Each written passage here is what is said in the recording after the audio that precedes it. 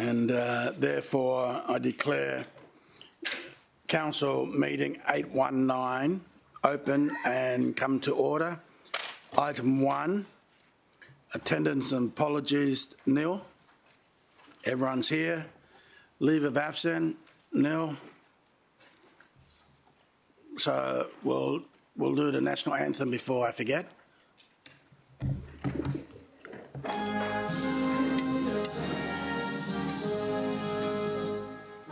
Australians, let us rejoice, for we are one.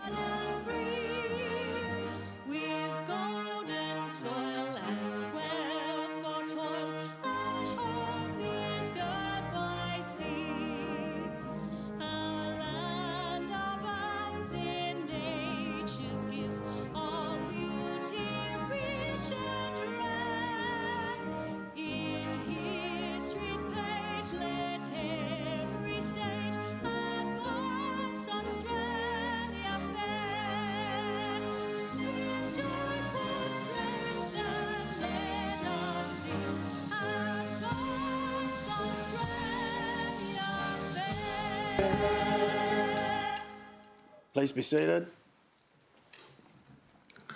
We'll have to do a second verse before the year's out. Yes. There you go. Right. Condolences, item 3. I go to Councillor O'Neill. Thank you, Mr Mayor. I move a motion of condolence be passed for Garth Threlfall and a message of sympathy be sent to Glenda Threlfall and his family. Seconder, Councillor McDonald. Thanks, Mr Mayor. Mr Mayor, Garth was a 91-year-old Tugun identity and he passed away on the 7th of May. He, with his surviving wife Glenda, have been pillars of the Tugun Progress Association from the late 1980s, an organisation that is also 91 years old this year. Garth was a gentleman who said nothing derogatory about others, nor had any poor words said about him. He's remembered not only for his energetic community advocacy through Friends of Currumbin and Tugun Progress Association, but especially for the generous film and video productions he made around the Gold Coast about its geological history, its environment and the physical transformation over the years. After making the Gold Coast their home, Garth worked at the Currumbin Bird Sanctuary, as it was then called, and in the Centre Arena with the bird feeding show. This and the sanctuary's other attractions provided fodder for his own film productions and deepened his curiosity for nature and respect for the environment. Spending years in conversation with the sanctuary founder Alex Griffith, this culminated with the film Man of Vision, which is relevant still today in the promotion of the now revamped Currumbin Wildlife Sanctuary. Garth's documentary interest alongside his wife Glenda's attention to historical detail made them the ideal couple to research and produce the film The Tugun Story, as well as the book The Tugun Story, capturing the rich, sometimes quirky history, characters and families that pioneered the once sleepy suburb. Garth, the Sir David Attenborough of Tugun, will be missed, but remembered with deep respect by Southern Gold Coast communities. Thank you, Mr Mayor. Councillor, I put the motion to you. All in favour, show of hands. Against, motion carried. Could I be included, please? Yeah, could you add Councillor Vorster, Councillor Peter Young, Councillor Pauline Young and Councillor McDonald to the list of condolence? Okay, any other late condolence that's not on my list here? No? We move on. There's no Merrill minute.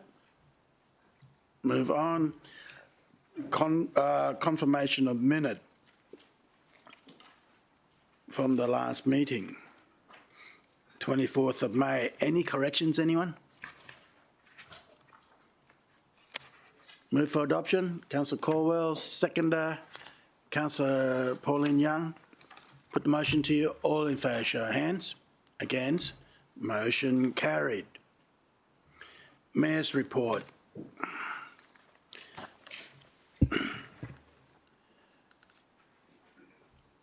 Okay, councillors, the first one was the Gold Coast Business Excellence Award has started, was held at the lobby here, and quite a few councillors were there, so it's good to see that we're supporting the 71,000 local business, and congratulations to the monthly winner.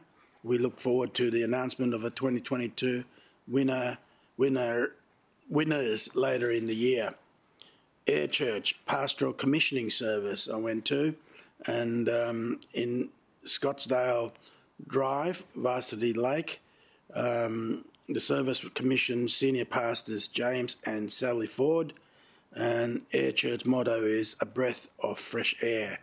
So absolutely welcome them to the community, and I would say anyone who likes high energy worship, I highly recommend to you.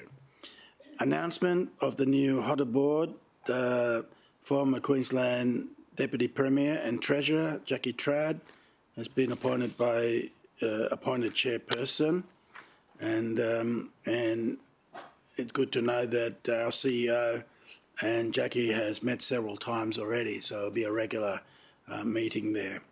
Gold Coast Queen's Platinum Jubilee, you can see on the screen, they dubbed it the Tom's Angels, and Councillor Pauline Young, Councillor McDonald, Councillor O'Neill, Councillor Patterson, but the biggest angel of them all didn't get down there. But anyhow, right. So 70 bronze markers, and we voted on this, councillors, that we will connect Queen Elizabeth II Park to connect to Phillip Park, and as I said, that's the 30 kilometres of love between Her Majesty and Duke of Edinburgh, and it was approved by Her Majesty, and it's the only one outside the UK. I think they only did one today, Jubilee, Platinum Jubilee in the UK, and one here. So we launched the Wonder Reef dive site, and that's myself and Deputy Premier, and there's a short video there. We got it. Let's have a crack at that. Because obviously the best beaches, the lifestyle is very good too. There's a great Italian restaurant called Gemelli there too that I recommend. And you know what else they've now got? What have they got? An artificial reef. They do. It is a world first, and the Gold Coast Mayor, Tom Tate, joins us now to discuss it. Mayor, good morning. You went for a dive yesterday. How does it look? Mate, it's like a one of those wonderlands that you see all the wonderful surprises, the marine life, gropers, size of 4 foot tall, and so it's all happened. It's a theme park underwater, I'd say. I mean, I reckon this is such a cool idea. I don't imagine it was easy to create, Tom.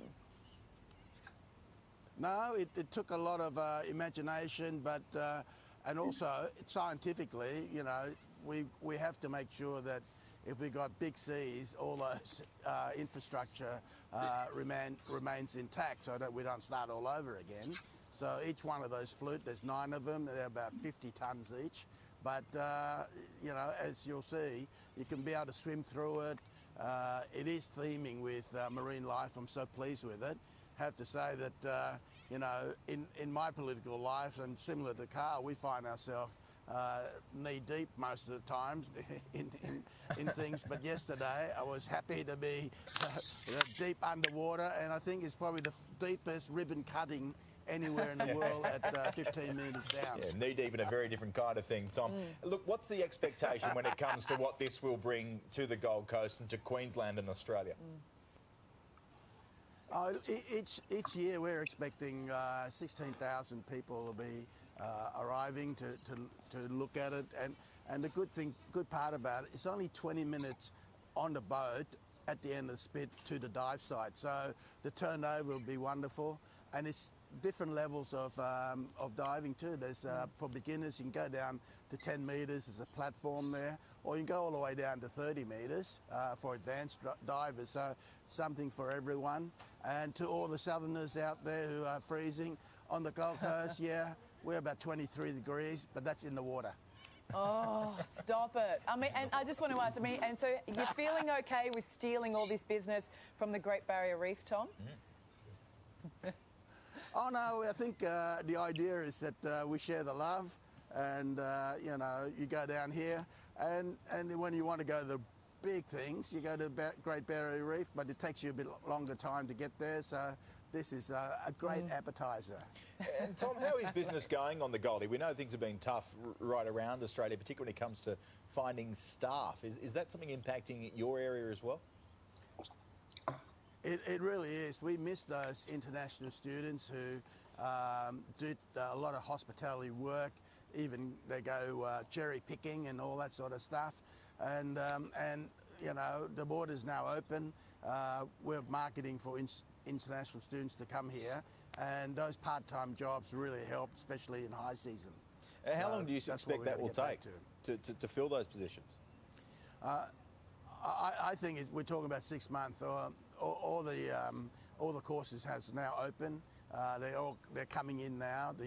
We get about 35,000 students pre-COVID a year, so we're up to about 20,000. So you know, from a minimal base, it's coming good, but it'll be a different market. I mean, of course, China is locked down, so we'll be inviting people from other regions, even the UK, after they've finished their Jubilee celebration. Pack up, boys and girls, and come over here. Well, Mayor, congratulations on the reef. It looks fantastic, and hopefully with that teeming marine wildlife, we'll see many people flock to the Gold Coast and Australia as well. Thanks for your time this morning.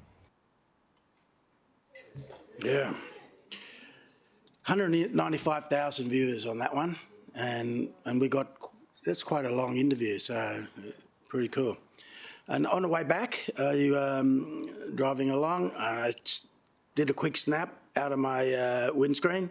Smart shuttle trial, and the number of people lining up to get on, that's the maximum amount. So from what I'm told, the trial's going very well.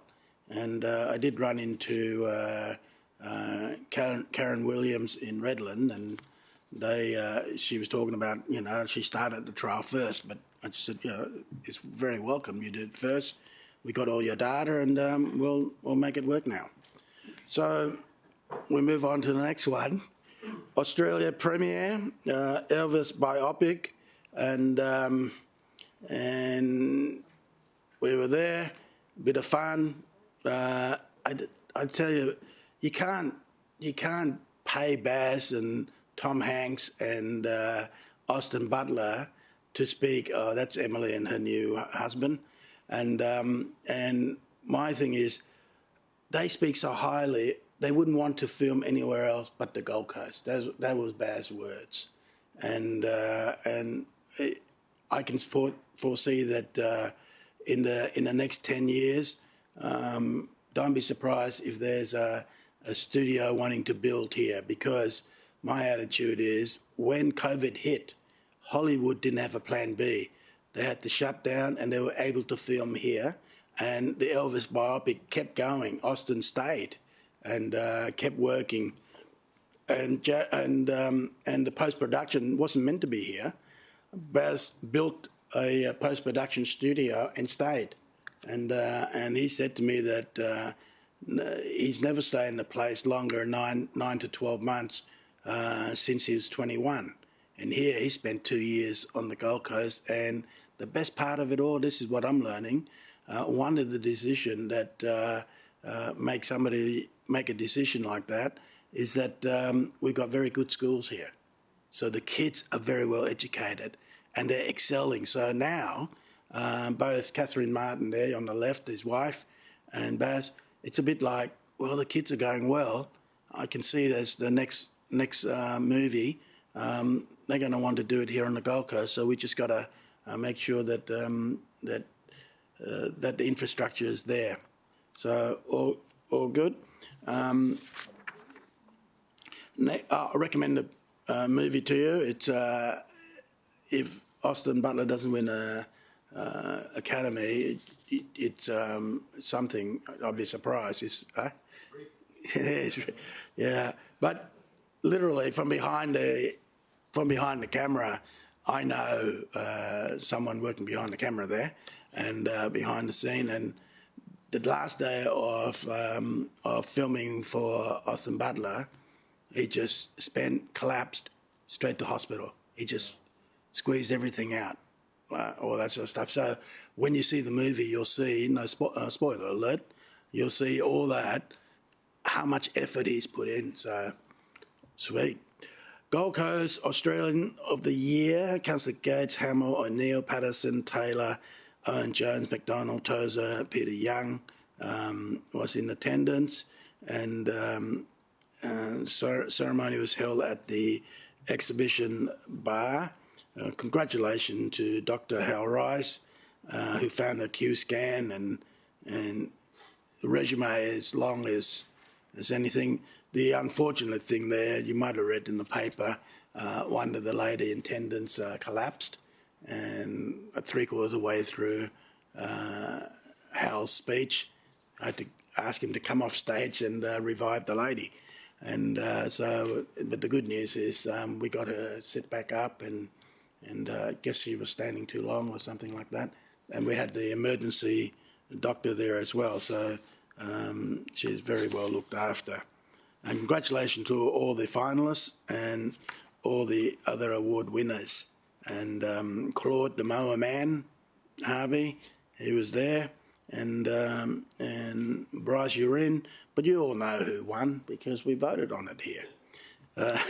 Citizenship ceremony, 3 on the day, at different times. I think Councillor Baildon, Lumsden, Pauline Young and Councillor McDonald may have attended, but there's been 1,063 new Australians, and Councillor Lacastra too, you know. So from 94 different countries, and on the Gold Coast is one thing, a lot of us have come from somewhere, and it's wonderful that all these people wanting to call the Gold Coast their home and welcome as Aussies, but more importantly, as Gold Coasters. Boardroom lunch hosted by LGAQ on the screen. They're the South East Queensland mayors, and who need to pay for councillor mayor's fee of $350,000 when I can just go to LGAQ and talk to Deputy Premier and all the other councillors. I was warmly welcomed on the surface. I don't know what it's like underneath, but hey, got my point across, and all good. They're still bumming around with city deals. They still don't get it. It's about lobbying the right people. So that's all right. We'll keep going. Cooley rocks on. Well, Councillor Gates, Councillor O'Neill was there, and we were in the tent there. We were watching Elvis tribute. All 5 finalists were there, 3 songs each, and then they do, I think, one song. Councillor O'Neill, you want to give us a just short cap of how it went? I know it's record. Thanks, Mr Mayor. Look, it looks like about 130,000 festival goers over the 5 days. We had fantastic weather. We had about 1,000 classic cars in show and shine. Shut all of Marine Parade and Griffith Street, and lots of market stalls. I think you might have seen the Miss Cooley Rocks On, Mr Mayor, at the Elvis tribute. And again, the Elvis tribute tent, and it ran over 5 days, was booked out right from the word go. Look, I think it's a fabulous. We had, as I said, we had the weather, and the bands were fantastic as well. And even if you don't like rock and roll or rockabilly, there's something at the festival for everyone, Mr Mayor. And I picked the winner of the Elvis too. Oh, did you? Yeah, number 4, Number 4. Frank Peasley. Well done. And our CEO Tim Bagg was there from with his family. Tim, what's your perspective, not as the CEO, but as a newcomer and a family man there? Mr Mayor, I can tell you we loved it and the kids loved it, and the kids also picked the winner, Councillor. Oh, okay. So they're going to Memphis, aren't they? Yes. Okay. Might have to go and cheer them on, eh? Right. All in favour? Well, councillors, move the Mayor's report be welcome and noted. Second to Councillor Gates. Put the motion to you. All in favour, show of hands. Against, carried, unanimous. Clarification, members, item 7, nil. Business arising from the minutes, nil. Item 9, presentation. We got a presentation there.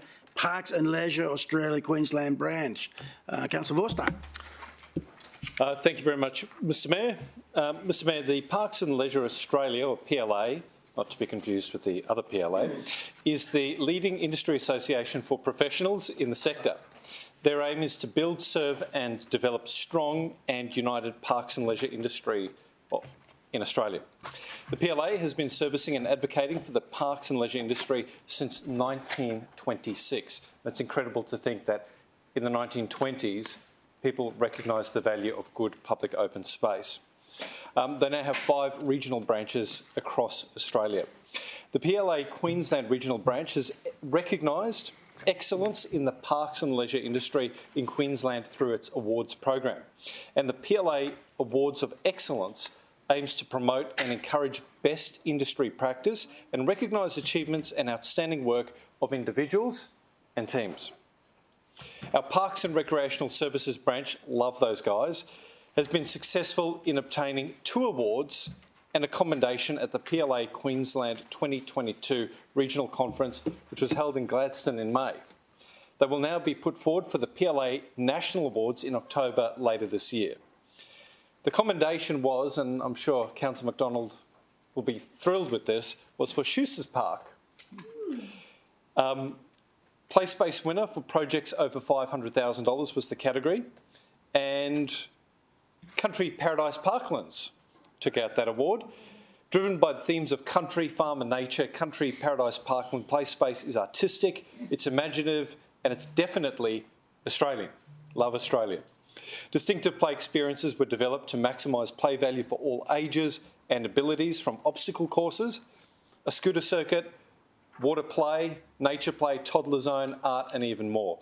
And the 11.5 metre tall windmill sits as a striking centrepiece, connected via a clatter bridge to the bespoke water tank tower. It's all locally fabricated. Wonderful, wonderful facility, Mr Mayor. City officers have been recognised for the work in putting together that plan, and I think while this accolade is certainly worth celebrating today, Councillor Peter Young will tell you the many hundreds of families which enjoy that space every weekend are almost award enough. It's a much loved part of the Gold Coast and Division 5, I'm sure. Mr Mayor, we also have another award, the Active and Healthy team, for winners of Best Community-Based Initiative. How good's Active and Healthy? Yeah, we love it? Yeah, we love Active and Healthy. And Mr Mayor, for their Walk and Talk for Wellness, a community partnership.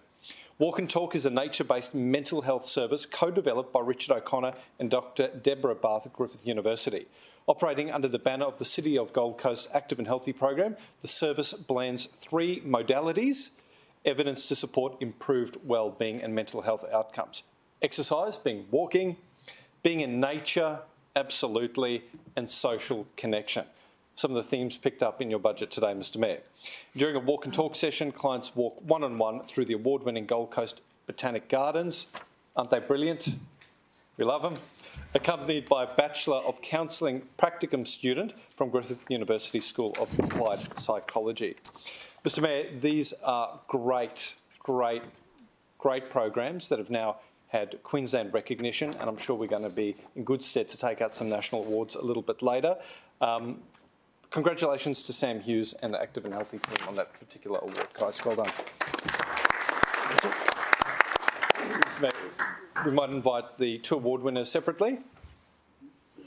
Yeah, sure.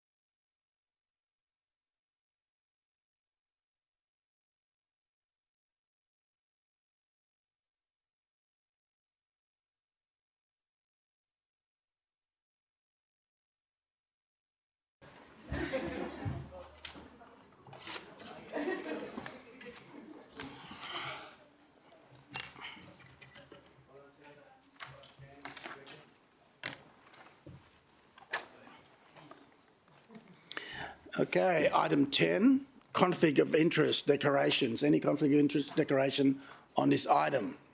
That's the item where conflict of interest may occur between meetings, and we declare it here. None? All good. Okay, now we go to item 11, reception, consideration of committee minutes. Okay, councillors. Councillors, I move that the report of the Special Budget and Finance Committee meeting held on Monday, 23rd of May 2022, covered by recommendation 1 to 6 be received. Seconder, Councillor Gates. Put the motion to you. All in favour, show of hands. Against, motion carried. Councillors, any correction on that, on this one? Okay, I move that all of the recommendation of the Special Budget and Finance Committee be adopted. Seconder, Councillor Gates. All in favour, show of hands. Against, motion carried. Now go fast forward a week, and I move that the report of the Special Budget and Finance Committee meeting held on Monday, 30th of May, covered by recommendation 1 to 4 be received. Seconder, Councillor Gates. Put the motion to you. All in favour, show of hands. Against, motion carried. Any correction need to be there? I move that the remaining recommendation of the Special Budget Finance Committee be adopted. Second, Councillor Gates. Put the motion to you. All in favour, show of hands. Against, motion carried. Councillor, I move that the report of the Special Budget and Finance Committee held on Thursday, the 9th of June 2022, covered by recommendations 1 to 4 be received. Second, to Councillor Gates. Put the motion to you. All in favour, show of hands. Against, motion carried. I move that the recommendation of the Special Budget and Finance Committee be adopted. Yes? In the special council meeting for the budget, I think the draft corporate plan matter was resolved. Do we need to resolve it again? And Yes. I would make sure that we actually do need to resolve it again. Yes. It won't supersede the previous one that we did in the budget meeting. It's the same. Oh, I'm sorry, Mr. Mayor, you added an extra item in the special council meeting we just had. You added a 2. Mr Mayor, the only change was in the Special Budget Committee minutes, we've actually referred the Gold Coast 2032 and the corporate plan to the previous special council meeting. Everything else is the same, so I don't see any issues. As long as there's no drums. So moved. Seconder, Councillor Gates. Put the motion to you. All in favour, show of hands. Against, motion carried. Up to 11.4, Lifestyle Community. Councillor Vorster. Thank you very much, Mr Mayor. I move that the report of the Lifestyle and Community Committee meeting held on Tuesday, the 31st of May 2022, covered by recommendations 1 through 7, be received. Seconder, Councillor Bailyn Lumsden. Put the motion to you. All in favour, show of hands. Against, motion carried. Any items you want to deal separately, Councillor Tozer? I need to make a declaration for item 7.1, Mr Mayor. We go to 7.1. Mr Mayor, pursuant to section 150 EQ3B and EQ3C of the Local Government Act 2009, I provide notice that I have a declarable conflict of interest in this matter, the nature and particulars of which are as follows. My wife and I own a 44 Moonbeam Parade Mudgebar, which is a property adjacent to the reserve behind the Mudgebar Cemetery. Just for the interest of council, it's depicted on page 52 of the confidential agenda, and it's in the bottom left-hand corner of the page. Despite the conflict as described, I believe my property is sufficiently removed on the opposite side of the hill from the subject area so as not to influence my capacity to debate in the public interest, and I think my unique knowledge of the community perspective would add value to council's decision-making, so I'm seeking to remain in the room, Mr Mayor. Okay, procedural motion. Who moved it in the committee? Or is this new? Hang on, procedural motion, Councillor Gates? Move. I'm happy to move that Councillor Tozer may participate in the decision despite the conflict of interest because his contribution outweighs the perception of the conflict. Seconder, Councillor Pauline Young. Anyone speak against? Put the motion to you. All in favour, show of hands. Councillor Tate, Councillor Howell, Councillor Jones, Councillor Gates, Councillor Caldwell, Councillor Peterson, Councillor Patterson, Councillor Barr-Lumsden, Councillor Castro, Councillor Taylor, Councillor Vorster, Councillor Pauline Young, Councillor McDonald and Councillor O'Neill. Against? Carried. Councillor Tozer. If you're okay, I'd like to move the committee recommendation. Moved 7.1. Seconder, Councillor Colwell. You want to speak on that? The item that we dealt with at committee in relation to the City Cemeteries Generation Planning Update included some information about the Mudgeeraba Cemetery, which is the southernmost cemetery in the city, and the recommendation of council ultimately leads us to extend the life of that important asset to the southern communities of the Gold Coast by about 15 to 20 years. We are running quite low on monument plots, and there are a lot of families in our local area who love to visit the cemetery and remember their loved ones, and monuments are an important part of that. We're hoping that this item and the way that we've dealt with it over the coming 2 years will mean that people can continue to visit Mudgeeraba and enjoy those special memories that people have even when they're grieving about the life of wonderful community members from our area, but also most of the south of the city who tend to use the Mudgeeraba Cemetery as their home cemetery. Mr Mayor, I commend the item to you. Councillor, does anyone speak against the motion?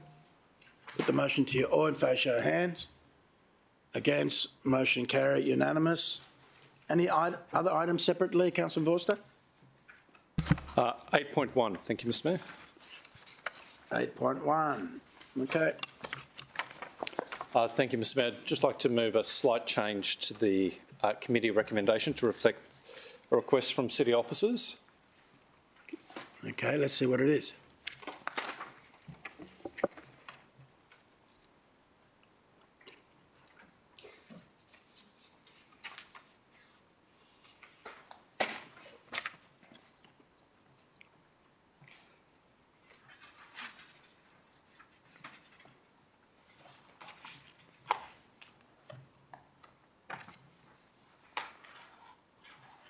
Councillor Forster, is that on the screen? Is that the amendment, or you got more to add? So, Mr Mayor, what we'd like to do is just to add an additional part that the policy owner conduct an impact assessment of the policy change.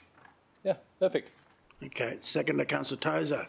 Do you want to speak further on that, Councillor Forster? Thanks, Mr Mayor. Just very briefly, and that is to say that we have constrained amounts of open space that we're attempting to address with new capital works projects, and in the meantime we've got lots of demand with limited supply, and it's important that local councillors have the ability to work with all stakeholders to make sure that when we do make our fields and sporting grounds available, that those rights through the ROU process meet the public interest. So, for example, if larger clubs have got capacity issues, we should make sure that they attempt to deal with that on their own grounds before they start cannibalising the grounds of smaller clubs that might then not have the opportunity to grow and become sustainable.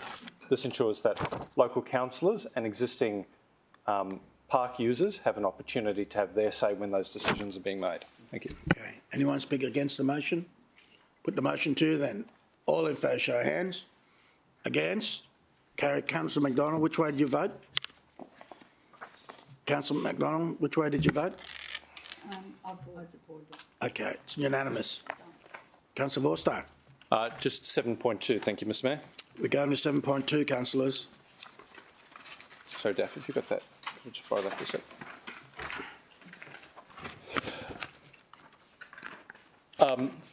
Thank you, Mr Mayor. I just happy to move it. If I have a second, I'd share. Second to Councillor McDonald. Thank you very much, Mr Mayor. Could I just query something on that? I'm just having a look at my unconfirmed minutes for the Lifestyle and Community Committee meeting. Right, unconfirmed minutes. So this would have been generated following our meeting. I'm just turning to 7.2, which I think is on page 10. And I just want to confirm that the words on that report were constitute the changed recommendation. And the reason why I ask, Mr Mayor, is that typically we would have a little pound sign next to the item in the agenda index if something has been changed. Yeah, so on page 10 it does say changed recommendation, but on the index it doesn't provide that little pound sign. So I just want to make sure that the minutes accurately, yep, right, great, brilliant. So, Mr Mayor, I just wanted to draw attention to the fact that committee changed the initial officer recommendation, and what it proposes to do is actually bring forward a second related report separately, so that we as a committee and then as a council can ensure that we're doing everything we possibly can to support the police, to stretch their resources a little bit further. But, Mr Mayor, most importantly, I want to draw attention to part 4, which reads as follows: that the City supports the Queensland Police Service to engage with businesses and residents to register their private CCTV proactively through the Community Camera Alliance. And, Mr Mayor, this is the second resolution in 2 council rounds where we're trying to encourage the public to support the Community Camera Alliance trial. Last round, we directed corporate communication to develop a marketing campaign to try and drive registration. I hope that the business takes on that work, given that we've resolved as such, and that work is given added urgency with today's resolution, because we all know that the city has made a significant investment in its safety camera network, but we can't have eyes everywhere. The reality is there are tens of thousands of private CCTV cameras that collect evidence, but that evidence does not result in prosecution because many of those cameras are not known to the police. If we can encourage the public to participate in this trial, we can actually do a lot to deter people from even stepping foot in the city. And it's so important that corporate communication take on the challenge we've laid down. Thank you. Okay. Anyone speak against the motion? Put the motion to you. All in favour, show of hands. Against, motion carried, unanimous. Any other items, councillors? Back to Councillor Vorster. Thanks, Mr Mayor. I move that the remaining recommendations of the Lifestyle and Community Committee be adopted. Thank you. Second to Councillor Bowden-Lumsden. All in favour, show of hands. Against, carried, unanimous. Right, thank you, Director. Now go to Transport Infrastructure. Councillor Pauline Young. Thank you, Mr Mayor. Mr Mayor, I move that the report of the Transport and Infrastructure Committee meeting held on Tuesday, 31st of May 2022, covered by recommendations 1 to 9, be received. Second to Councillor Taylor. Put the motion to you. All in favour, show of hands. Against, motion carried. Councillor, any items you wish to deal separately? Councillor Gates. Thanks, Mr Mayor. 6.3 for a declaration, if I may. We're going to 6.3. And Mr Mayor, I attended committee and I made this declaration. The consultant appointed by council as the planning consultant for the Beach Club trial made a donation to several of my election campaigns. It's on the screen. Yep. I've considered my position and I'd like to remain in the room and participate, and I'll leave it to my colleagues. All right. Someone like to move? Councillor Caldwell. Thanks, Mr Mayor. At committee, I move that Councillor Gates may participate in the decision despite her conflict of interest, because the public interest is served by the contribution and that outweighs the perceived nature of the conflict. Okay, second, Councillor Owen-Jones. Councillors, I put the motion to you. All in favour, show of hands. Councillor Tate, Councillor Hamill, Councillor Owen-Jones, Councillor Caldwell, Councillor Patterson, Councillor Bowden-Lumsden, Councillor Hashper, Councillor Tozer, Councillor Taylor, Councillor Wilson, Councillor Pauline Young, Councillor McDonald and Councillor O'Neill. Against? Councillor Peter Young. Motion carried. Councillors, might as well deal with 6.3 then, eh? Someone like to move? Move, Councillor Vorster. Second, Councillor Caldwell. Councillor Vorster. Thank you very much, Mr Mayor. I appreciate the opportunity to move this motion today. Plainly, Division 11 does not include any coastal strip. It used to, way back when. It doesn't anymore. But I wanted to move this motion, Mr Mayor, because I think one thing cannot be lost on all of us, and that is our beaches and the enjoyment of our beaches is a matter for every Gold Coaster. Mr Mayor, the recommendation that committee carried on the day was different to the officer recommendation. And I think it is so very important that we look at those differences to understand how committee arrived at a position that protects the public interest while giving us as a city the opportunity to explore whether there are social and economic dividends that can come from making better use of this wonderful natural asset. And Mr Mayor, I think what is absolutely the starting point for that discussion is part 3 of the recommendation, which reads as follows: that the Chief Executive Officer is authorised to make a development application for a material change of use for a beach club use and only those required ancillary uses on the Kurrawa Terrace. Now, Mr Mayor, what had been presented to the committee was an ask of Council to empower the CEO to explore all sorts of land uses that may be perpetually approved over the Kurrawa Terrace site. But what committee did was to focus the MCU solely to the beach club use. And what this does, Mr Mayor, is give the public confidence that this is not a process aimed at shoehorning other uses for our beach, but rather a process to deliver a beach club trial, and a beach club trial only.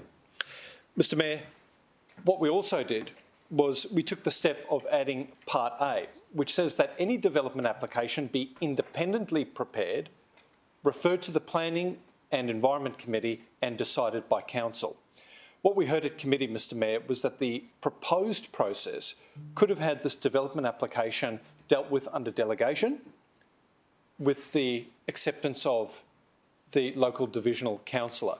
Now, while that provides probably a good process, it's not as good as a process that guarantees that every single councillor has the opportunity to review an independently prepared development application, to look at all matters in black and white, and only then decide whether a development application should be approved. And it's the whole council that then has an opportunity to stand up and explain its position to the community, and the whole council which takes responsibility for the decision.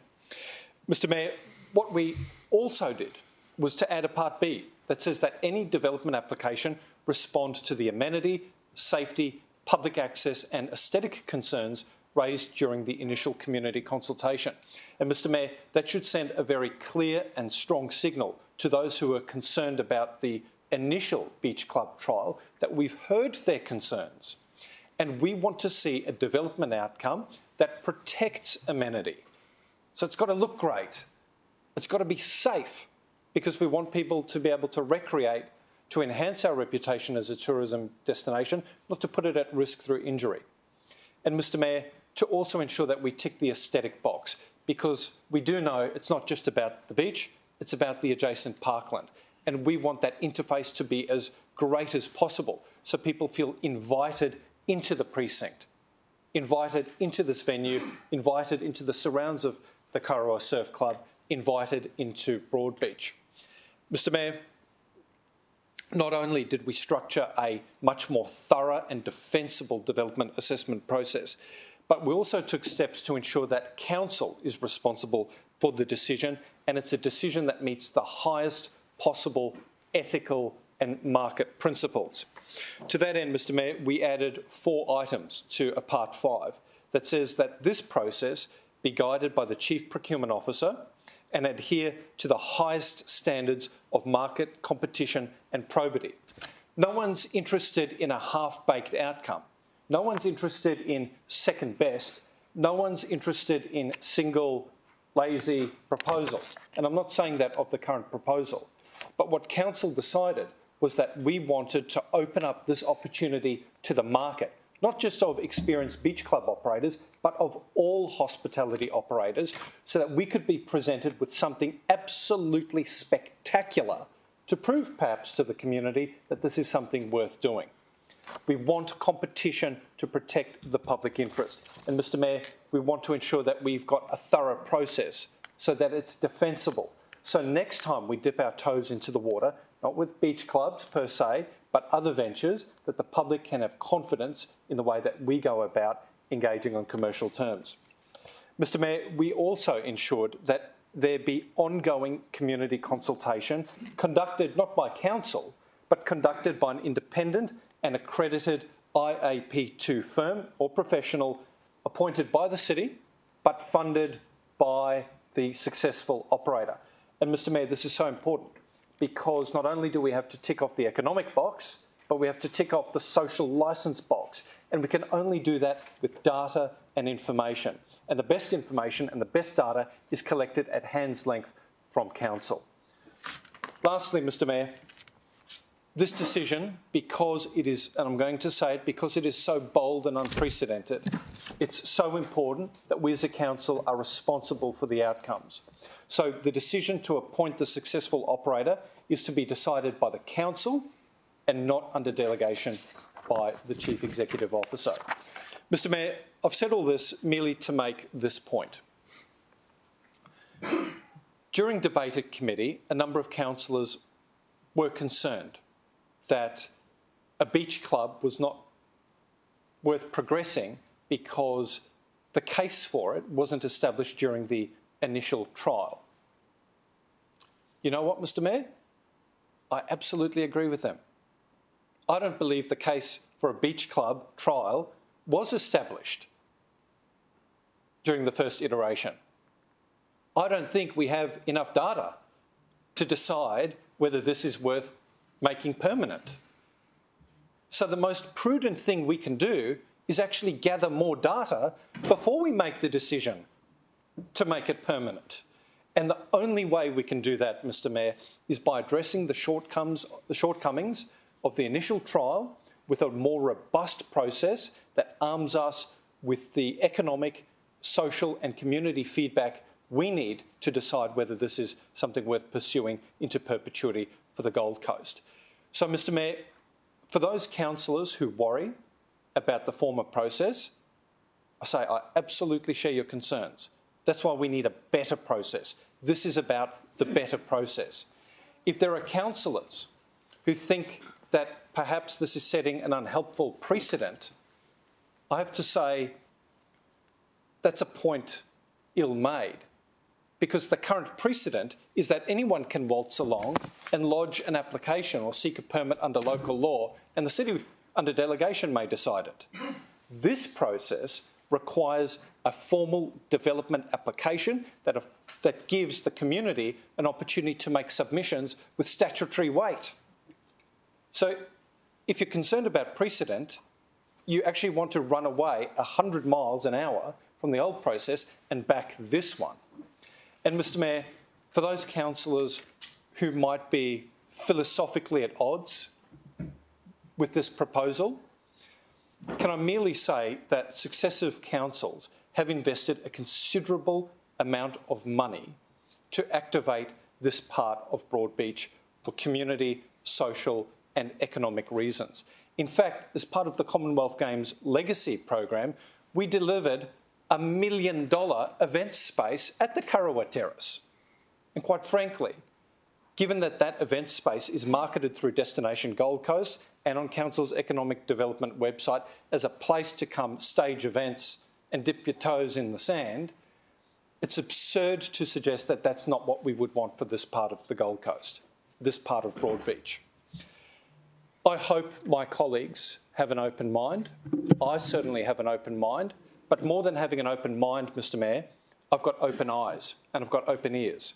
And when I make decisions, I want it based on evidence. Supporting today's process allows us to gather evidence and make a fully informed decision about whether this is something we want permanently on the Gold Coast. To vote against this is actually to lower the benchmark for future applications. To not support this is a decision to make major policy changes on the Gold Coast without evidence. Unacceptable in my view. Thank you. Okay. Speaking against the motion, Councillor Patterson. Thank you, Mr Mayor. I've got a question, first of all, if I may. Sorry, that was for Joe. Thank you, Mr Mayor. I've first got a question. It's probably best through to Planning, Director of Planning, but happy for whoever wishes to answer it. So in the motion in front of us, we're told that we will make a development application for a material change of use for a beach club. However, in the report, it certainly doesn't say that, because there is no such thing as a material change of use for a beach club. What we're talking about, for this trial to go ahead in this form, we require a material change of use for a hotel. That is the definition, and potentially include a function, facility and tourist attraction. So first of all, we just need to get our language right, because as the recommendation stands, that isn't actually what we will be doing. We'll be doing a material change of use for a hotel. The second part of it, so maybe, unless anyone wants to clarify that's not the case, but it's written in the report, I'll just go on with that. So we're talking about material change of use for a hotel. The word material is there for a reason. This is material change. The second element is we also require a new land management plan to go in place before we do this trial. I can't support this in this form because I just think it is so much bigger than Ben-Hur for the sake of a trial. Why would we be changing material change of use of this special land on our beach to a hotel? Why would we be doing a special local land management plan if we don't even know whether we want this to be a permanent solution? I would prefer that we go back to the original trial that we did vote on here. We did agree was an appropriate trial, and there were significant issues which impacted that, and I get it. COVID and weather. But that doesn't mean that the trial that we all originally approved and said this is a suitable trial is no longer relevant or appropriate. It stops us starting on that process of changing our beach land use to a hotel use, and it stops us needing to do a local management plan, a land management plan. So I understood and I've heard the officers' reasonings for why they want to go for this significant change rather than do another trial, as we'd stated before. But I'm not convinced. That's what I would prefer to see. All right. Director?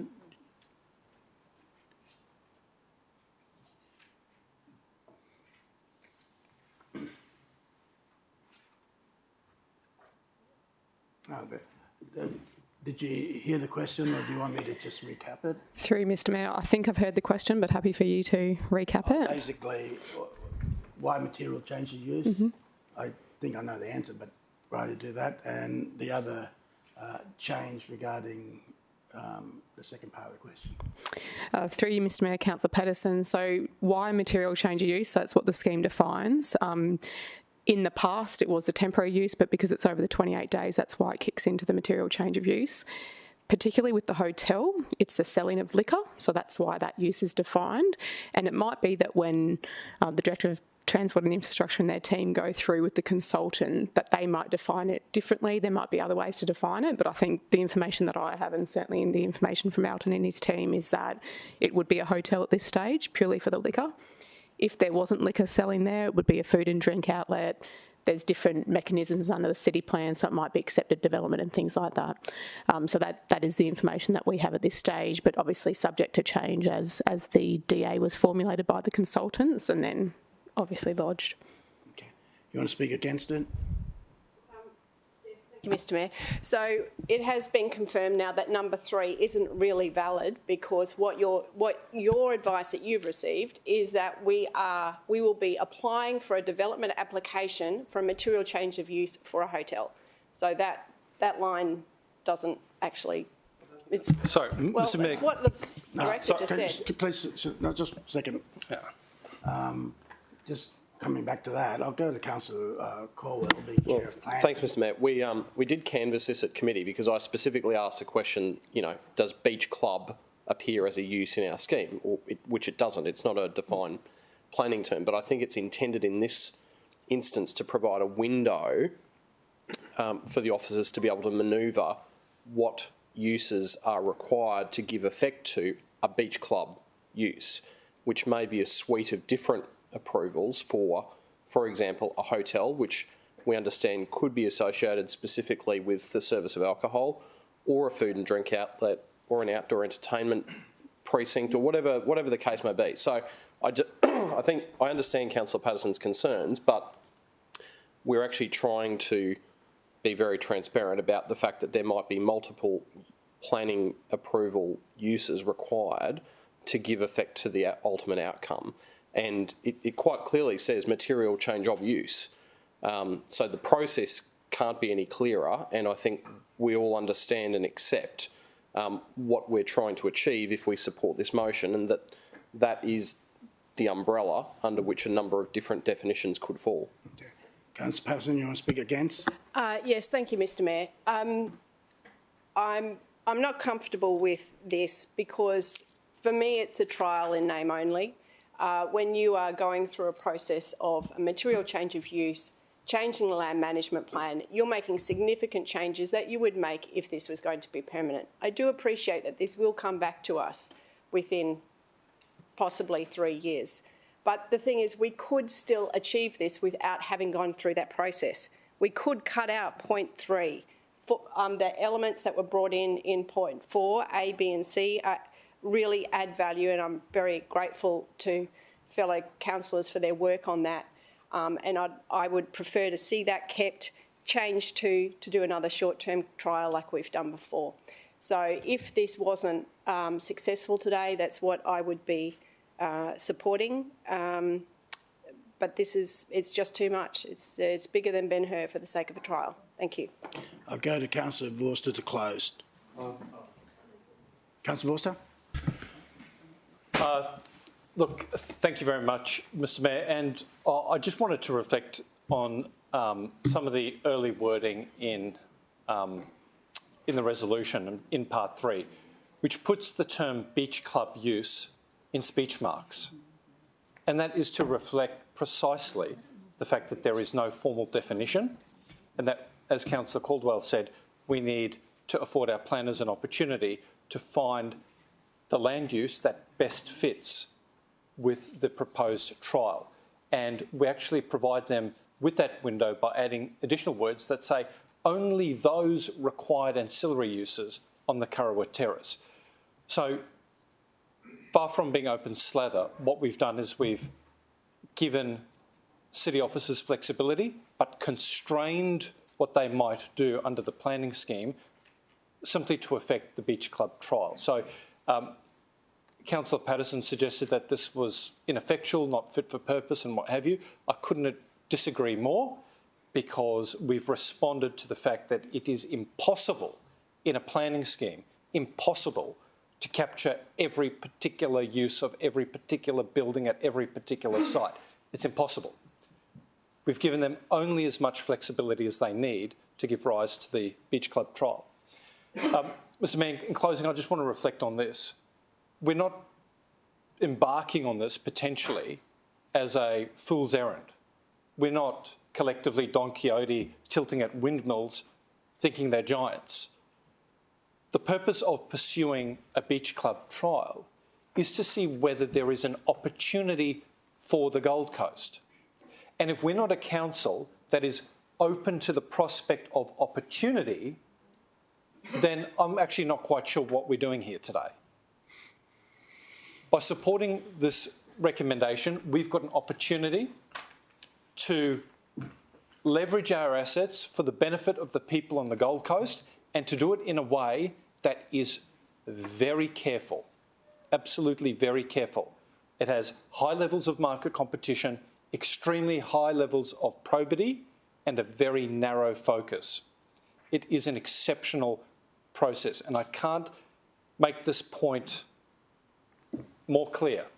If you do not support this process, you effectively lower the benchmark to invite anybody to establish a beach club on our coast simply by requesting an event permit.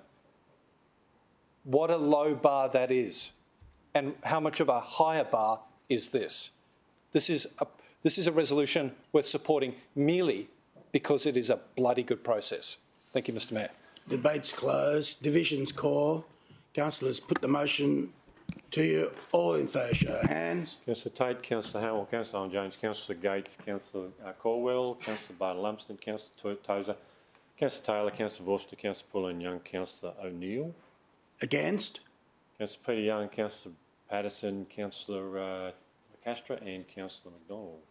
Motion carried. Any other items you want to deal separately, Councillor Hamill? Mr Mayor, 7.1, if I could please, just to move it. Move 7.1. Seconder, Councillor Tozer. You want to speak on that? I would, Mr Mayor, thank you. So, Mr Mayor, could I start on this one by saying a massive thank you to the Director, Matt Tilley, Nick Presso and Brett Bass for the significant amount of work that's gone into this report. It's been a couple of years in the making now, and it's been a really strong process of working with myself, local developers, industry and consultants to bring this together. As Mr Mayor knows, there is a significant amount of investment coming to the Yatala Enterprise area in the next 2 years. Some very major companies and construction jobs about to occur. With that comes the challenge of a lot of road upgrades that weren't necessarily in the next few years of programming. This report sets the city up to take a commercial mindset to this problem by working with industry, developers and consultants. We've already seen the first of these come together by taking this approach, in that one of the roads listed in the report, which we've just adopted in budget this morning, has brought an important road upgrade forward by 10 years and will see it delivered 30% cheaper than what city officers believe we could deliver it at now. Who knows what it would have cost in the future. Mr Mayor, finally this report will be the basis to start advocating and working with the state and federal government to get tens of millions of dollars out of them towards these projects. These are very big and very expensive road projects. They have lots of grant money available, but we have to be in the right position to start applying for that money. This report will get us in that position. I'm very confident that we will see millions in grants come from those levels of government in the future towards this. Mr Mayor, just finally to say that this report and the first road being delivered from it and what's coming in the future is a great outcome, not just for the Yatala Enterprise area and the current businesses and the ones coming. It's also a really great outcome for my residents who have to use these roads daily as well. And in the end, a great outcome for the city too. So really excellent report. And again, thank you to the Director and all his officers for the input to this, and look forward to continuing that strong commercial minded relationship with industry in my area to get these projects done. Thank you. Speak against the motion? Okay. Councillor Gates? 4, is it?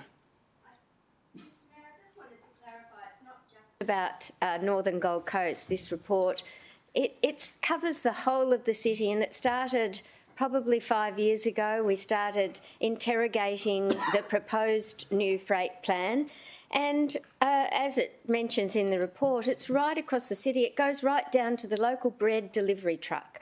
So it's all manner of freight being moved all across the city, and defining a way forward that is appropriate for the whole of the city. Okay.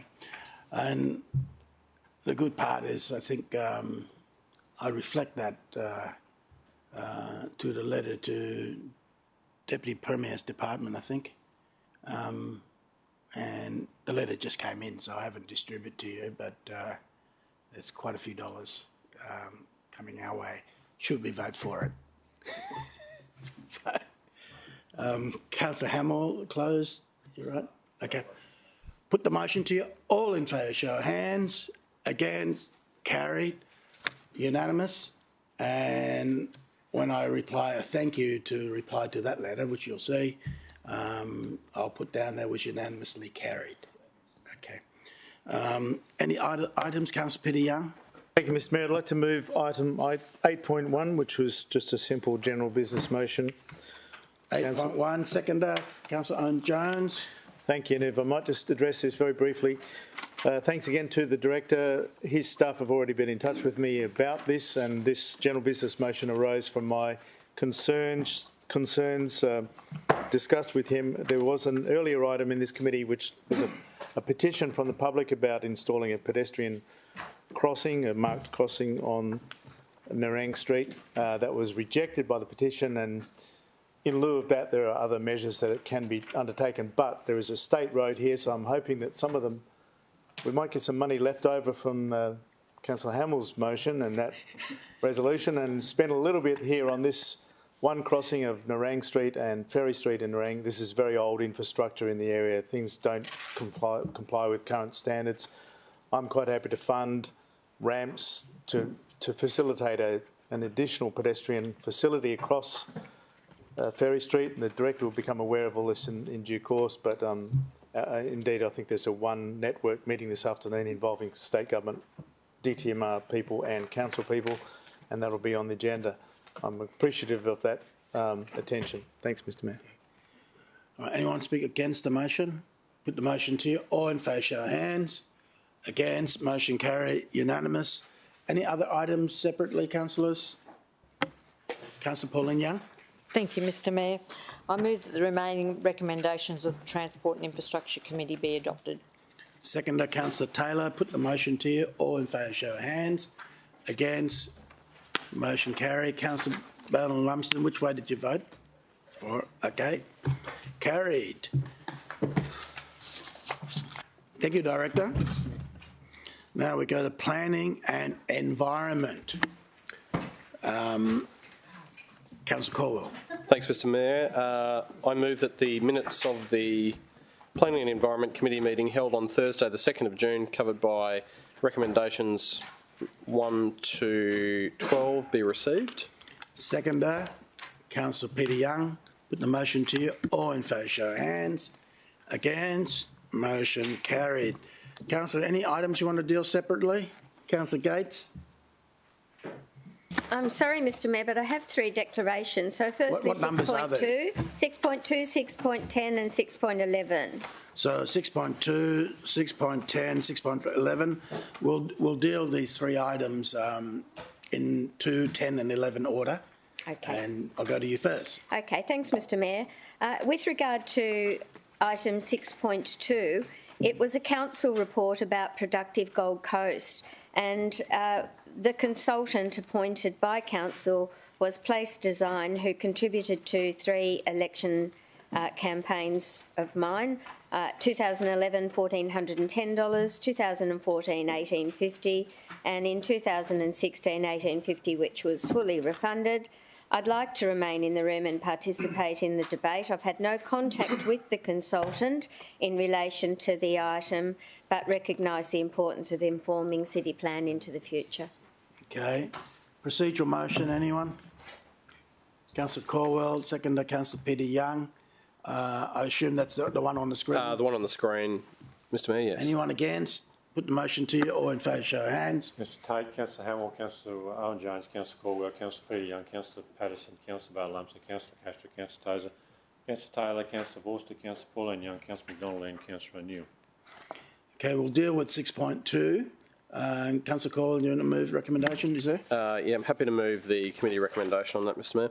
Seconder, Councillor Tozer. Anyone speak against? Put the motion to you. All in favour, show of hands. Against, motion carried. Councillor Gates, 6.10. Thanks very much, Mr. Mayor. This one relates to a 1 into 2 lot subdivision at Mudgeeraba, and I received a donation from BC Curry Surveys, who are the surveyors for the project. They provided to me $1,000 in 2008 and $4,170 in 2011. But given the length of time, 13 and 10 years respectively, and the community interests being served, I would like to remain in the room and vote. Okay. Procedural motion in front of us. Move Councillor Caldwell, second Councillor Peter Young. Does anyone want to speak against? Put the motion to you. All in favour, show of hands. Councillor Tate, Councillor Hamill, Councillor Owen Jones, Councillor Caldwell, Councillor Peter Young, Councillor Patterson, Councillor Bowden-Lumsden, Councillor Castro, Councillor Tozer, Councillor Taylor, Councillor Vorster, Councillor Pauline Young, Councillor McDonald and Councillor O'Neill. Okay, and against? And did not vote, Councillor Gates. Anyone else didn't vote on that one? Okay, Councillor Peter Young. Sorry, Mr. Mayor, I think just a procedural matter in regard to the previous vote on the substantive item, it's necessary to record Councillor Gates' you did vote. that? Thanks. Yeah. Mr McCabe did that already. Thank you for reminding me. So, councillors, we're at 6.10. Councillor Caldwell? Yes, happy to move the committee recommendation on that one also. Seconder, Councillor Owen Jones. Someone wish to speak against? Councillor Tozer. Thank you, Mr Mayor. First, I wanted to say thank the officers for dealing with it. It's only quite a little item. It's a 1 and 2 lot subdivision, and frankly, the feedback I've had from the community is generally this sort of battle axe connection to a rear area of a backyard for the delivery of a home is not what they had in mind when we revised the city plan in 2016, and I've already started conversations with officers to potentially constrain some of that, particularly in some of those old lots. Whilst I appreciate the recommendation today of the committee to approve the issue of this reconfiguration of the lot, I'd like to vote against the matter in line with the community feedback I've received about this type of application being lodged and my aspirations for making some changes to the city plan in the future to prevent it potentially. Okay, Councillor Cole, you want to close? No, I think that's fine, Mr Mayor. I understand Councillor Tozer has some reservations, and those reservations will be borne out a little bit more in the next item. But obviously, there are equally a large number of lots that do have these battle axe handles in this part of the world where they originated their lives as larger lots, and people have seen fit to undertake a subdivision. So I wouldn't like this one to be pulled out on its own to be refused, but I accept that Councillor Tozer is just raising some concerns. Okay. Councillors, put the motion to you. All in favour, show of hands. Against? You want your name recorded? Could you please record Councillor Tozer voted in the negative? And the positive one is Councillor Gates. Right, 6-11, Councillor Gates.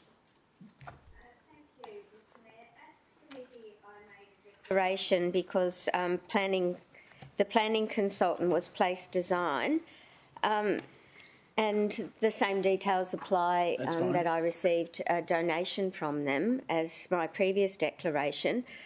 Since the meeting, I did receive an email from the applicant, and the applicant said, perhaps you remember meeting me. And I did meet the applicant one day on my way to a table at a restaurant. So I was simply introduced. I didn't respond to the email. I then got a text message asking that I read their submission to this item prior to today's meeting. So whilst I don't have any relationship whatsoever with the applicant, I was introduced to the applicant, not knowing, of course, that he had a planning development application coming to council. But I wanted the committee, the council, to be aware that I did have those contacts to which I did not respond, and my position hasn't changed. I would like to remain in the room and participate in the debate. Okay, procedural motion on the screen. Move Councillor Peter Young. Seconder, Councillor Pauline Young. Anyone speak against? Put the motion to you. All in favour, show of hands. Councillor Tate, Councillor Humble, Councillor Jones, Councillor Caldwell, Councillor Peter Young, Councillor Patterson, Councillor Lumsden, Councillor Castro, Councillor Tozer, Councillor Taylor, Councillor Vorster, Councillor Pauline Young, Councillor McDonald and Councillor O'Neill. Against? No. Could you record Councillor Gates did not vote? Someone move? Councillor Tozer? Thank you, Mr Mayor. The committee moved a refusal motion and then sought the assistance of officers to draft some reasons which have been provided and distributed to all councillors, and the text for which I'd like to move today with a slight addition, which I can read out if you would like, or... does the minute taker have a copy? Or? I have sent it to the minute taker, but whatever you prefer, Mr Mayor. No, while just getting it, might as well read it out. Yeah, of course. So that the application be refused for the following reasons. One, the development does not support and promote the strategic framework in that A, the site is located on the fringe of the emerging community zone with lots within the rural residential zone and rural zone in proximity to the proposed development. Specific outcome 3.3.4.1 brackets 4 of the new communities element requires larger lot urban housing occurs to provide a transition to the city's non-urban areas. The proposed lot sizes and lot layout is not considered to provide an appropriate transition to the surrounding non-urban areas and conflicts with specific outcome 3.3.4.1 brackets 4. Okay, and the rest I'll call it on the screen. Okay, sorry, mate. Thank you for that. No, one sets the scene, and the rest there it's all there. Just on that, do we have a seconder? Councillor Peter Young. Okay, do you want to speak on that? Thank you, Mr Mayor. Committee entertained quite a number of questions. I'm not a member of the Planning Committee, but it was great to engage in some pretty robust debate at committee on this matter. We discussed it at length, and a number of issues were raised by different community members before the committee recommended refusal. And I suppose I want to just start by thanking Councillor Caldwell and who moved the refusal, and Councillor Gates who seconded the motion. And I hope to have their support again based on the reasons that officers have provided to councillors since that meeting. Encouragingly, Mr Mayor, the applicant listened carefully to some of the matters that were discussed and has since submitted correspondence to councillors and obviously text messages, which I wasn't quite aware of. And they've changed their configuration of their application slightly. They've reduced the number of lots from 18 to 17. They've enlarged some of the lots which are adjacent the rural residential zone. They've accommodated the cul-de-sac design that was discussed so that Councillor Hamill's suggestion that a waste collection vehicle could turn around without reversing down the street. And they've also rearranged the bin locations so that new residents don't have to cross the road to actually put their bins out on bin night. Frankly, while I appreciate these relatively minor changes, these matters had to be dealt with at committee and were not forethought by the applicant or the officers. I mean, it captures pretty clearly why this application should be refused. The concessions that the applicant's now made shows the applicant knows they're pushing the city plan too far. It's not enough, and neither the applicant nor council officers have interpreted the city plan in a way that is aligned with what the community expect. And here's why, Mr Mayor. The first element that I think we should refuse this on is the basis of the Gilston conceptual land use map. The applicant suggested in correspondence to councillors of the 9th of June that the conceptual land use map in the city plan is conceptual and does not hold much weight. This might not be surprising since they clearly want to influence your view and councillors' view that it shouldn't matter. They acknowledge that their development conflicts with the CLUM. The city plan uniquely notes that the character of the Gilston area the Gilston area should be characterised by larger lots on sloping sites. Currently, 11 of the 17 lots are 430 square metres or less. Small lots are defined as 399 metres squared, and 8 lots in this development are just 401 metres squared. Just 2 metres greater in size than a small lot. I'm not convinced that lots fractionally greater than 400 square metres, say between 400 or 500 square metres, meet the definition of larger lots, even though that term larger is not defined in the city plan. The applicant says otherwise, Mr Mayor. They indicate that they believe that officers support the view that any lot larger than a small lot is a large lot. It's neither the view of officers, and it's not in line with what the community think when we use language in our city plan. The second reason I think we should refuse this is that the strategic framework notes density, acceptable density of 15 to 25 dwellings per net hectare in the emerging community zone. And while this might be true, each emerging community zone, Mr Mayor, should be assessed in the context of any CLUM that's relevant, and this one says that Gilston should be characterised by larger lots on sloping sites. In addition, the adjacent lots and the expectation of those property owners must be considered in the context of this expected density in the strategic framework. These adjacent lots are 4,000 metres squared in size in the rural residential zone. It's not just the lot width that matters, but the observable density and the amenity impacts that include things like noise, pets, fences, vehicles, trees, pedestrian movements, light and wildlife. The applicant has noted that their development, which is 20 lots per hectare, specifically noted in their 9th of June correspondence, and it is within the 15 to 25 dwellings per net hectare expectation, but the community expectation is that the existing community must be considered and that any greater than 15 lots per hectare can just not be supported adjacent the boundary of the rural residential zone. There's simply no other place for that 15 lots per net hectare to be suitable. Right next to the rural residential zone is where we must go to that end of the spectrum from 15 to 25, and 20 isn't acceptable.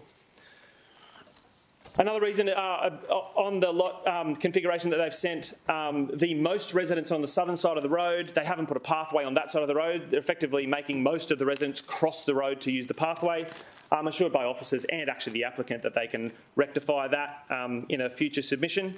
Council officers in consultation with the applicant have actually provisioned for a future through road, which they've engineered the road to a standard cutting for 750 car movements per day. But if the applicant and council officers have coordinated for such a future connection, some sort of transport connection, the capacity of 750 movements per day is vastly insufficient. There's only 17 lots planned for this residential street, but as it will end up being the preferred southbound route to Gilston State School for most Gilston residents, this road will need to cater for the 200 homes off Long Hill Road and Peter Mills Drive.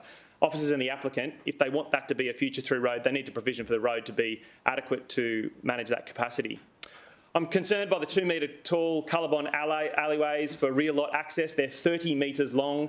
They have up to 600 mil retaining walls, plus a 1.8 metre fence, which basically means there'll be a 30 metre long, potentially up to 2.4 metre alleyway of Colorbond fences on either side.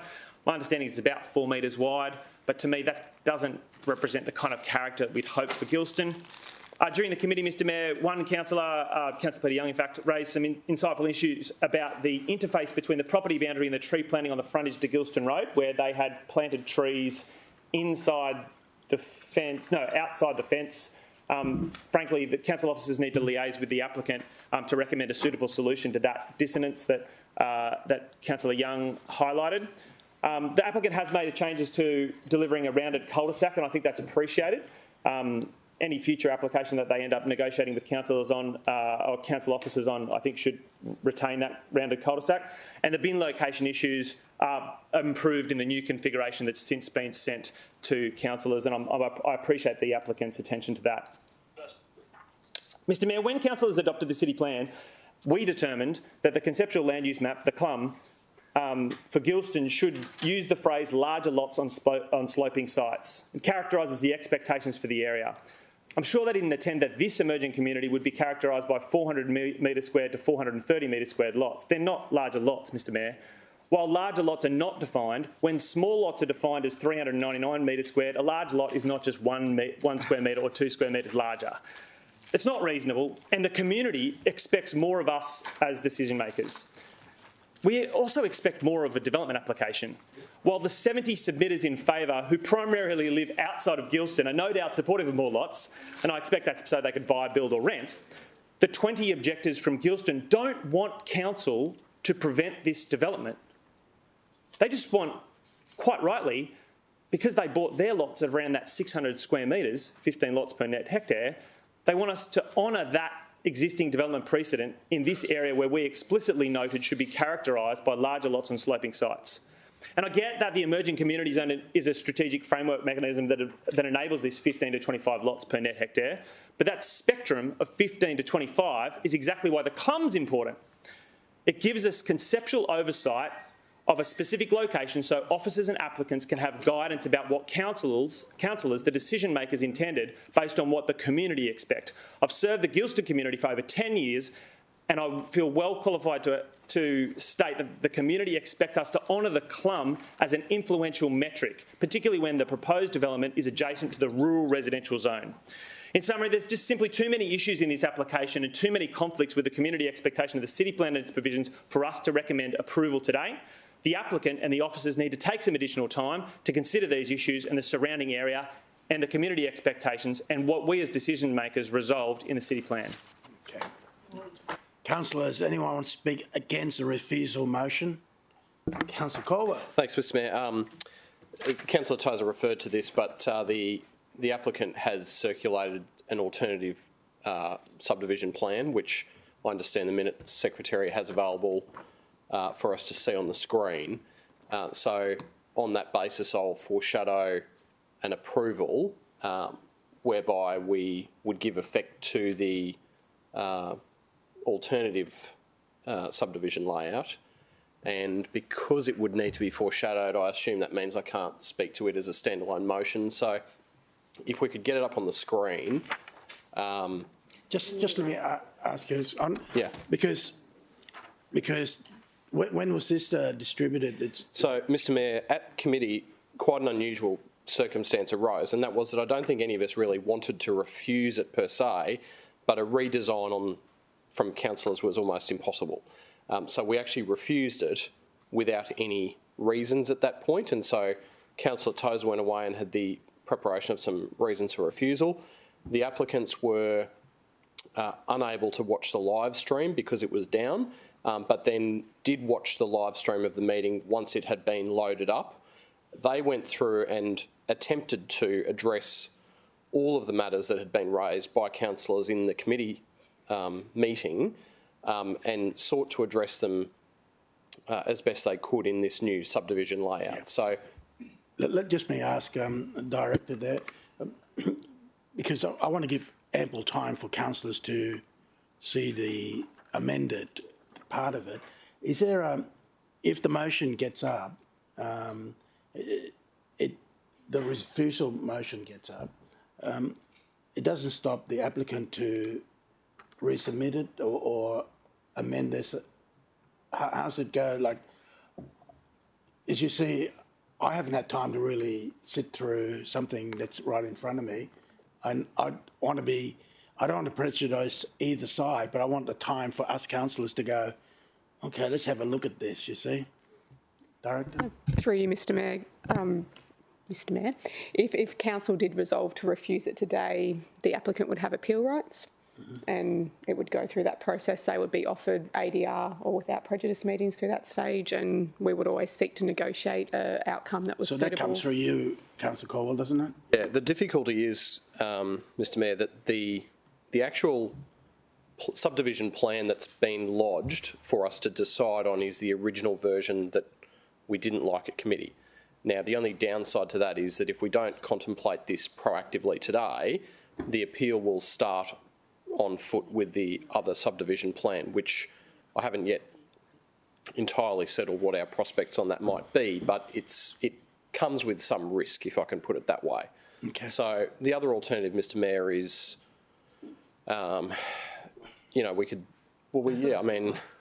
could defer this matter till later in the meeting, and perhaps we could review the subdivision plan over the short break. Or if you want me to talk through some of the highlights now. Or... No, let's, in that case, Councillor, I move a procedural motion that will deal with this item after 16.4. Okay? And for everyone tuning in at home, that's very convenient. Okay, so that's fair enough. Seconder, yeah, that's someone? fine, Mr Mayor. Yeah. Councillor Gates, put the motion to you. All in favour, show of hands. Against, motion carries. For someone like me who's a slow learner, I need all that time. Yes. Perhaps if we could just organise for that plan just to be circulated in hard copy. We'll do it after. Thank you.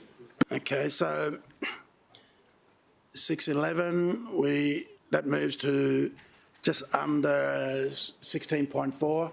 You made a note of that, Councillor Gates? Okay, Councillor Hamill. Mr Mayor, if you're ready to move on, I was looking to move 6.5, if I could. 6.5. Move, Councillor Hamill. Second, Councillor Owen Jones.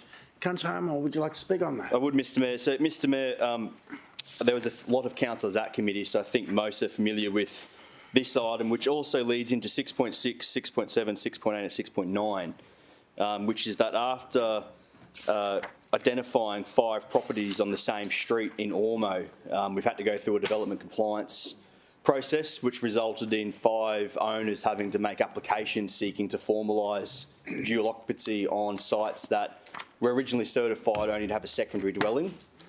Mr Mayor, I wanted to move it today just to reinforce for any of the interstate investors who have purchased these properties, and also for the tenants who have unknowingly entered into leases on parts of buildings that they should not have been able to reinforce what was said at committee from Manager Mick, who's next door, is that we will work with the owners and we will work with the tenants, that there's not going to be any case of people getting kicked out of where they're currently living next week or anything like that.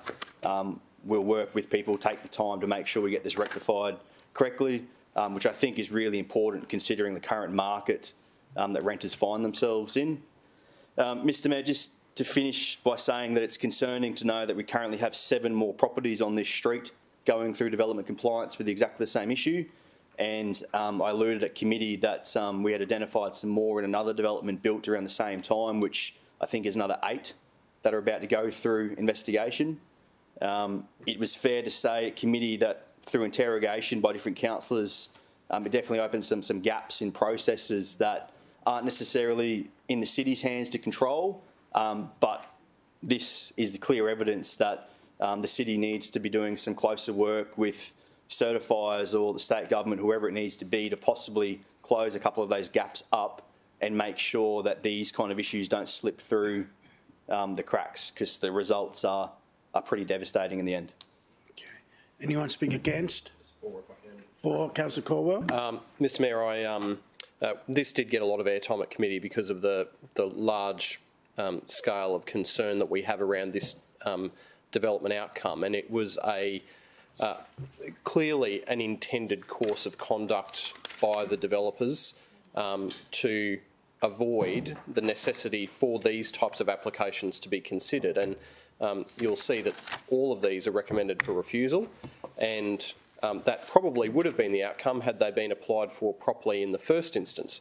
And the reason that's the case is because ultimately we need to make sure that higher density residential outcomes, like the ones that are created here by default, are not suitable for this particular location. And in fact, the photographs that we saw of the residential street involved were very, very concerning because there clearly wasn't enough car parking or road width. This is a location that's not near public transport or other services, and so in that instance we have seen people being placed into residential circumstances that they shouldn't be placed in, and I think the message needs to be read loud and clear in our refusals of these today, that we will not sit back quietly and allow people to ride roughshod over our city plan, and that we expect the development outcomes to be the right ones in the right locations. Okay. Councillor Hamill to close.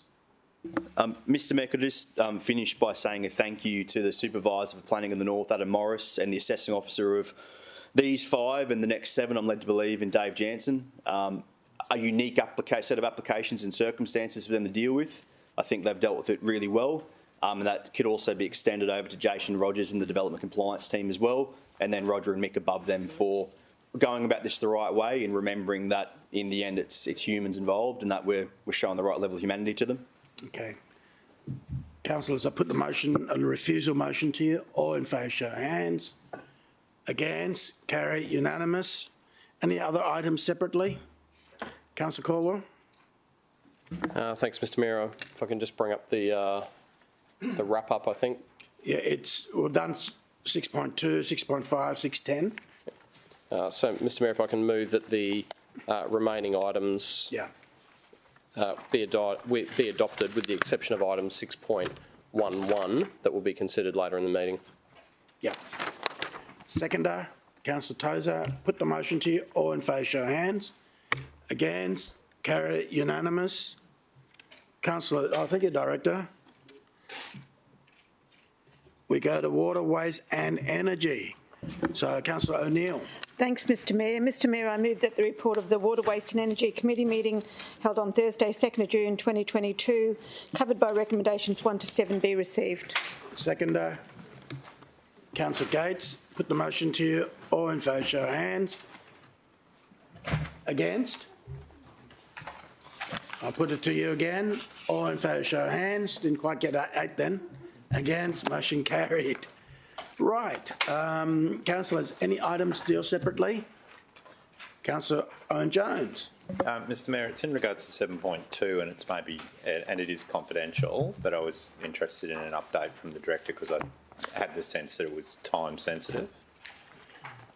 Director?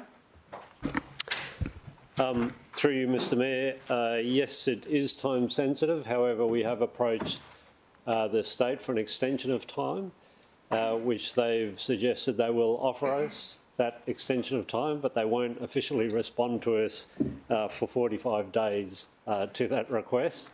So the time sensitive elements of this appear to have reduced, which is good. Okay. Any other items separately, councillors? Councillor O'Neill. Of the Water, Waste and Energy Committee be adopted. Seconder, Councillor Patterson. Put the motion to you. All in favour, show of hands. Against? Carry. Unanimous. Thank you, Director. We go to Governance, Administration and Finance. Councillor Owen Jones. Thank you, Mr Mayor. I move the report of the Governance, Administration Finance Committee meeting held on Wednesday the 8th of June 2022, covered by recommendations 1 to 10 be received. Seconder, Councillor Gates. Put the motion to you. All in favour, show of hands. Against? Motion carry. Any items separately, Councillor Gates? 6.6, if I may, for a declaration.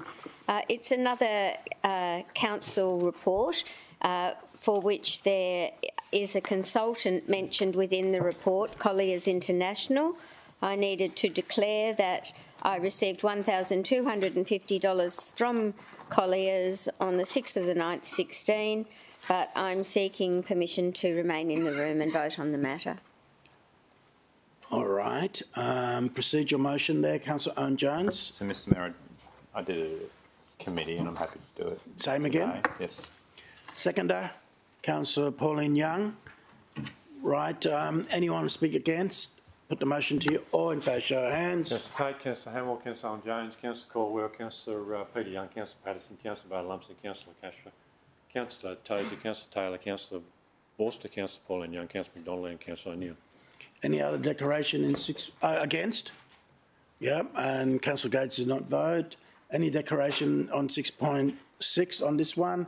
I goes to Councillor Owen Jones. Move it. Yeah, that'd be good. Seconder? Councillor Tozer. Anyone speak against? Yes, Councillor Hamill. Oh, sorry, is that against Mr. Yeah. No, sorry, so let's do 4. Quickly, if I could. Okay, go ahead then. You close. Sorry, Mr Mayor, just to clarify, it's 4. Mr Mayor, 6.6 covers a very large policy which covers the whole city. I wanted to talk to you quickly how this policy is going to help a couple areas in Division 1 in my rural sectors. Mr Mayor, telecommunications is key to so many people now. We rely upon it so heavily.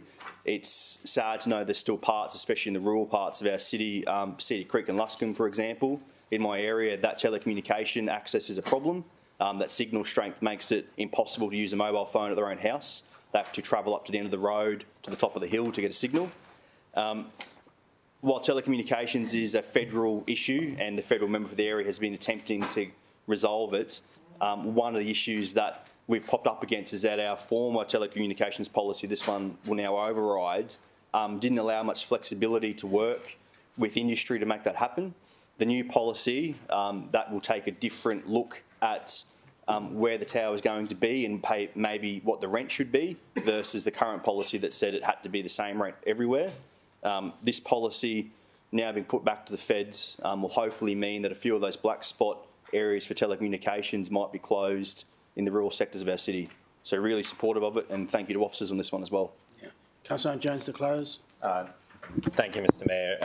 And whilst I acknowledge what Councillor Hamill has said, I think ultimately if the federal government want to fix its black spot areas for telecommunications, they can dip into their own pocket to do it. And our policy is probably the very smallest amount in regards to them achieving better servicing for the residents of the Gold Coast.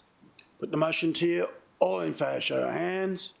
Against, motion carried, unanimous. Any other items separately, councillors? Councillor, anyone separately? Councillor Owen Jones. Mayor, I move the remaining recommendations of the Governance, Administration and Finance Committee be adopted. Seconder, Councillor Patterson. Put the motion to you. All in favour, show of hands. Against, carry, unanimous. Right, Economic Tourism and Events. Councillor Castro.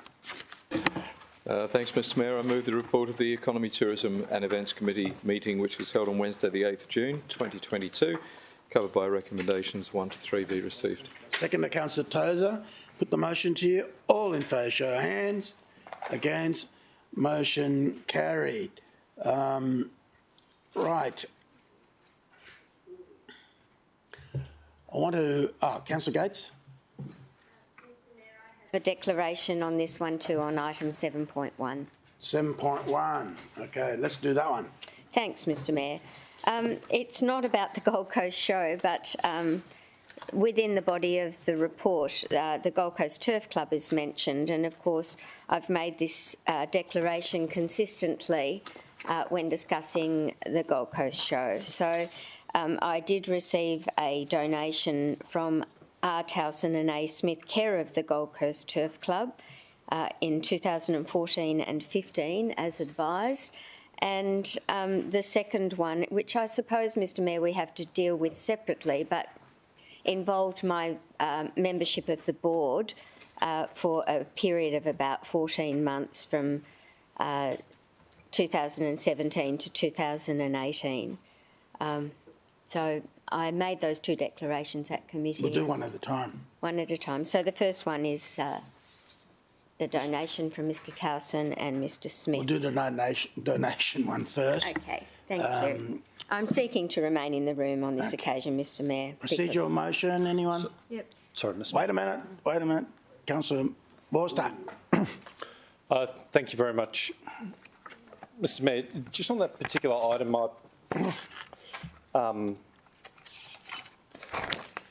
previously I've made a declaration that my brother is a supplier of financial services to the Turf Club and at times has a presence at the Gold Coast show, so he supplies ATM machines.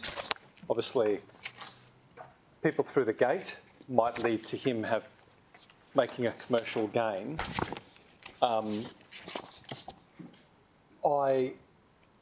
When I read reference to the Turf Club, I read it with respect to a potential, and it's on grey papers, but a unfolding discussion between two parties that have had a long-term relationship. Just pause that. You'd be more comfortable if we go into close so you can explain clearer?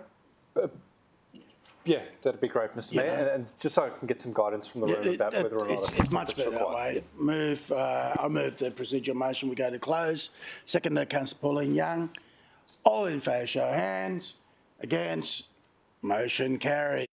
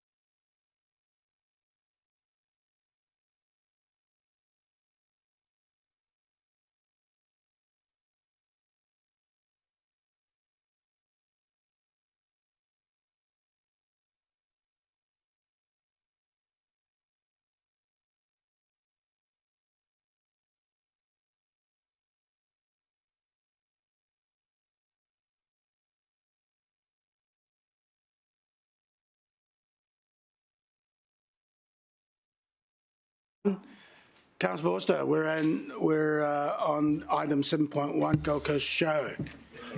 First up, just before we go, have we voted on yours or not yet? No, we haven't yet, Mr Mayor, but I think Councillor Forster was deciding whether he was going to make a declaration so that he knew whether to participate in the vote or not. Will you be making a declaration?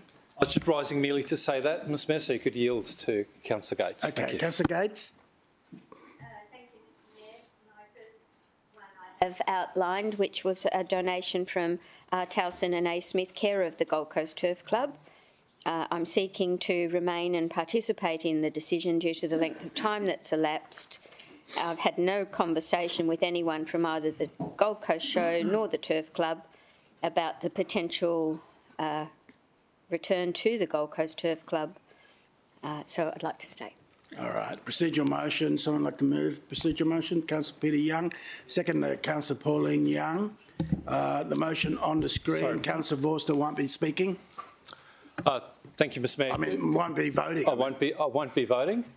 Could I just ask through you to Councillor Patterson whether she intends to vote on this matter as well? Yeah, she's voting. I'm voting. So here we go. Anyone speak against the motion? Joe, you ready? All in favour, show of hands. Councillor Tate, Councillor Hamill, Councillor Owen Jones, Councillor Caldwell, Councillor Peter Young, Councillor Patterson, Councillor Barr-Lumpson, Councillor Lacastre, Councillor Taser, Councillor Taylor, Councillor Forster, Councillor Pauline Young, Councillor... No, Councillor Forster didn't. Sorry. He's scratching his nose. Got carried away. Councillor Pauline Young, Councillor McDonald and Councillor O'Neill. Against? Did not vote. Councillor Gates, Councillor Forster. Councillor Gates, you got another declaration?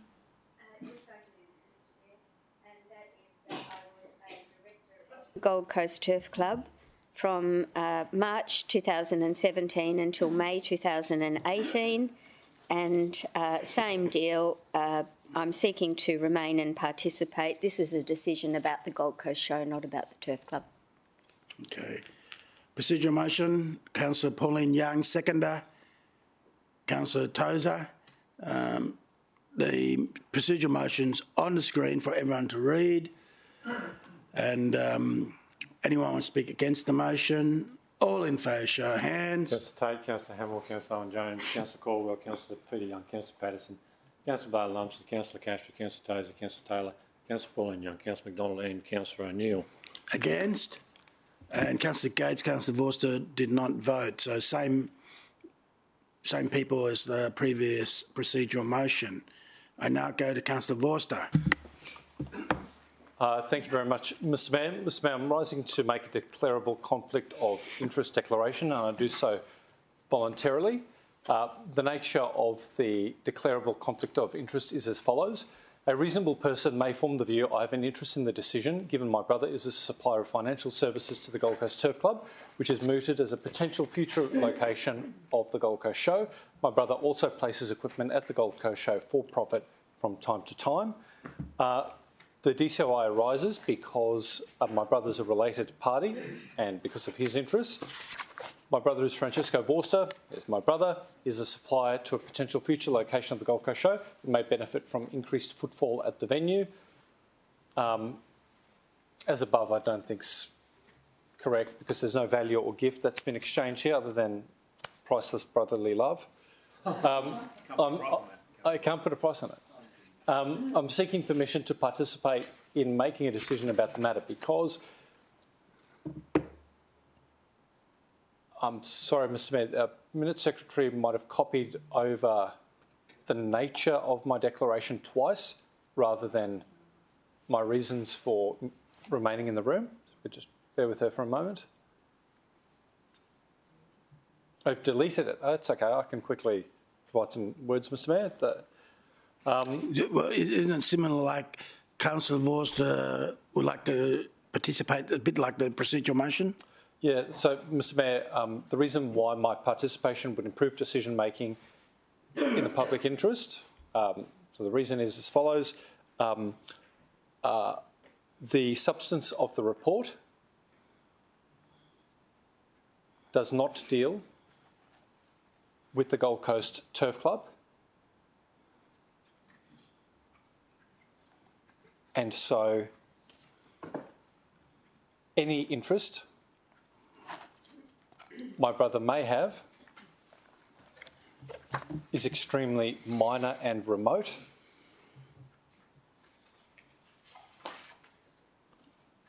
Full stop. This declaration has been made voluntarily and merely to deal with public perception issues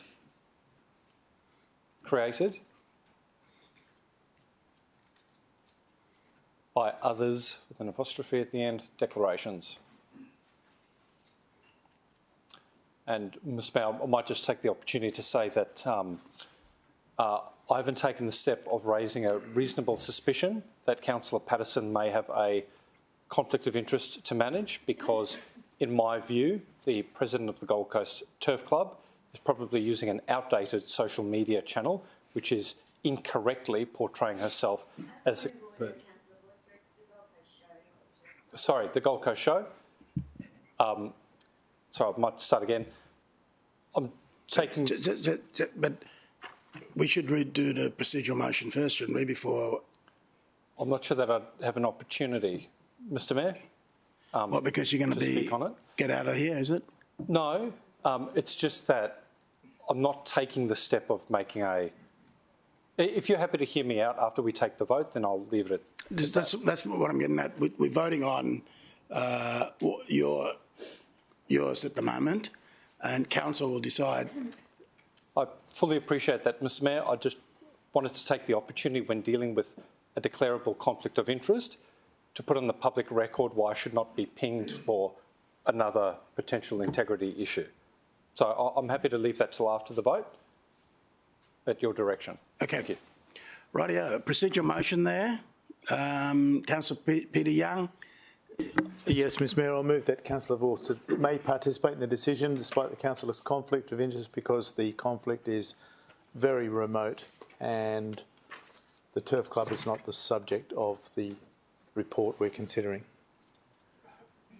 Seconder, Councillor Taylor.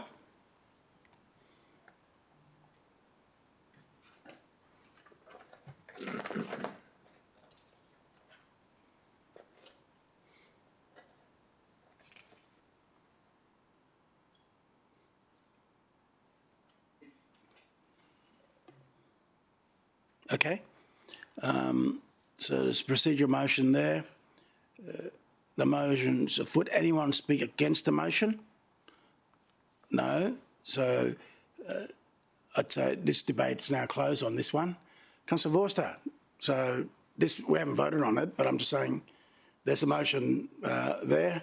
What other concern you have? The reason I'm dealing with your concern is that we can address it, and it gives the opportunity a councillor whose name may wish not to vote on this one.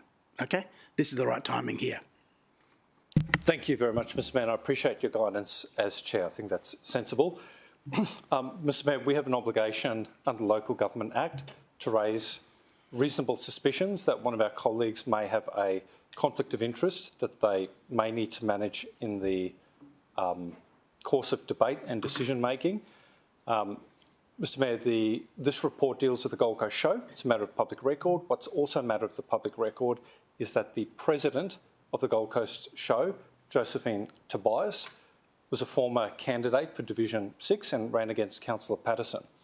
While I consider that election and its outcome having extinguished any interest that Councillor Patterson might have, it's also true that Ms Tobias presently operates a social media channel which suggests that she is a political candidate, and that social media channel is still current in the sense that it is being used to promote the Gold Coast Show. Having considered the content of that social media page, I have formed the view that Ms Tobias is merely using an old social media channel to reuse a platform in order to promote the Gold Coast Show, and she's not necessarily a candidate for the 2024 local government election. And on that basis, I don't propose raising a reasonable suspicion that there is a conflict of interest, but I think it's important that I explain my reasons in case that is challenged, and to also furnish my colleagues with the same information that I have to hand in case they may form a different view. Thank you, Mr Mayor. Well, I concur with your reasoning, and if anyone has a different view, say so. Otherwise, we keep moving. We're good. Put the motion to you. All in favour, show of hands. Councillor Tate, Councillor Hamill, Councillor Jones, Councillor Caldwell, Councillor Peter Young, Councillor Patterson, Councillor Barlamsey, Councillor Cashel, Councillor Tozer, Councillor Taylor, Councillor Pauline Young, Councillor McDonald and Councillor O'Neill. Against? Could you please record Councillor Gates and Councillor Worcester did not vote. We'll deal with 7.1 now, unless there's other people want to raise conflict of interest. No. Okay, 7.1. Mover is Councillor Pauline Young at the committee. You still wish to move? Yeah. Seconder was Councillor Gates. Do you want to second that? All right. Anyone want to speak against? Councillor Tozer. Thank you, Mr Mayor. I don't stand today to necessarily speak specifically against the Gold Coast show, because I think there's room in our city for a number of shows. I wanted to express my disappointment, Mr Mayor. Some time ago, the council and committees discussed our aspirations for the Gold Coast show and put together some parameters around which this strategy and sustainability report might be provided to us. I was disappointed with how it read. I felt like, whilst it's on great paper and I can't talk about the substance of it, I felt like there were elements of it that didn't, there wasn't, at certain times there wasn't full sentences, it wasn't grammatically very well put together. Frankly, it's in the public domain that we talked about potentially gating the Gold Coast show and charging some sort of entry fee like every other show in Queensland. And it's disappointing that this strategy and sustainability plan didn't address those elements that I think council aspired it might. We can't, again, I can't go into all of the detail, but those elements that are in the public domain we can talk about. And I'm saddened that I feel no more enlightened about those matters now, having read the report, than I hoped before. So, Mr Mayor, I'll be voting against the item. I think the Gold Coast show has a lot of work to do to be sustainable and come up with a strategy for the future. And what we've read today leaves me with no confidence that they have the capability to do that. Okay. Councillor Pauline Young, you wish to close? You're right? Okay. The debate's closed. Councillors, put the motion to you. All in favour, show of hands. Against? Motion carried. Do you want it recorded? Could you record Councillor Tozer in the negative, Councillor Vorster in the positive, and Councillor Gates in the positive?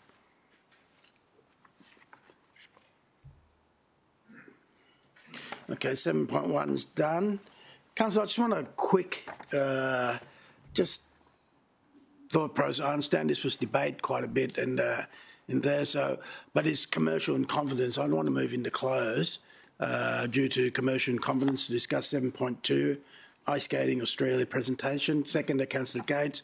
All in favour, show of hands. Against, motion carried. Streaming off.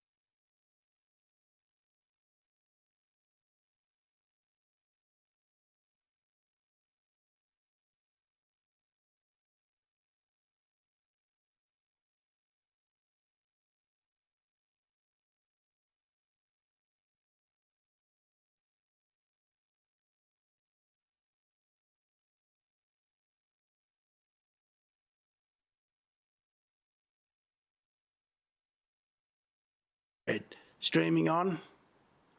Councillors, I move motion on the screen for ice skating. Oh, did I or not? Oh, all right. Yeah, I thought I moved, didn't I? Move and second. Let's put it to you again. All in favour, show of hands. Against. Motion carried. We're open. Live stream. Councillors moving ice skating. A couple of extra clause was added, which is on the screen in yellow. You can screenshot if you're watching this. Bang, it's shot and you've got it for real record.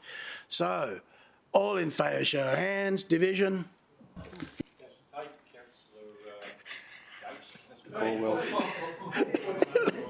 That's a... Councillor, I didn't say Division. anything out there. Councillor Mr. Mayor saw it. Yeah. Peter Young, Councillor Patterson, Councillor Barr-Lumsden, Councillor Castro, Councillor Tozer, Councillor Taylor, Councillor Blanchard, Councillor Pauline Young, Councillor McDonald and Councillor O'Neill. Against? Councillor Hamill. Okay. Motion carried by a super duper majority. Do we have to record anyone? There's no conflict of interest there? We don't have to, okay. No, I'm done. All right, here we go. Councillors, any other fun items we've got left? Councillor Councillor Castro. Yeah, I move the remaining. I think there is one, which was the the minutes. Yeah, well, the minutes was the third one. Yeah, so I move the remaining recommendation of the Economy, Tourism and Events Committee be adopted. Second to Councillor Tozer. All in favour, show of hands. Against? Carry unanimous. Next item, 12, consideration of motion, notice of motion, nil. We move on to 13, questions on notice. Nil. Number 14, presentation of petition. Councillor Owen Jones. So I've got a petition which the Minutes Secretary has, and it's from some residents in Helensvale who I think had written to your office, Mr Mayor, about some safety concerns around the Helensvale School, primarily after some residents were ticketed for parking on a yellow line. So the petition has the required number of signatures, and I'd like to have it accepted and sent to TNI for a report, Mr Mayor. Okay. Seconder, Councillor Gates. Seconder is Councillor Gates. We got that? All right. All in favour, show of hands.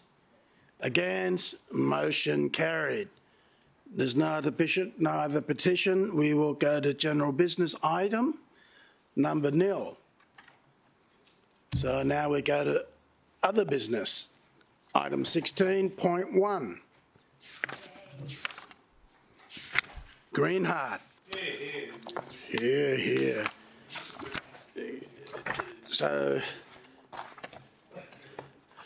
because it's in your division, Councillor Castro, you want to move this? Yes.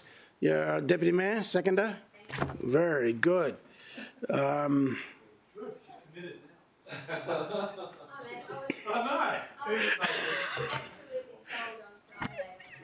There you go. How long have you been working on that for? Okay, Councillor Castro, can you tell us all about it? You're the first speaker. You tell us about it. What do you reckon? Oh, here we go. All right, Mr Mayor.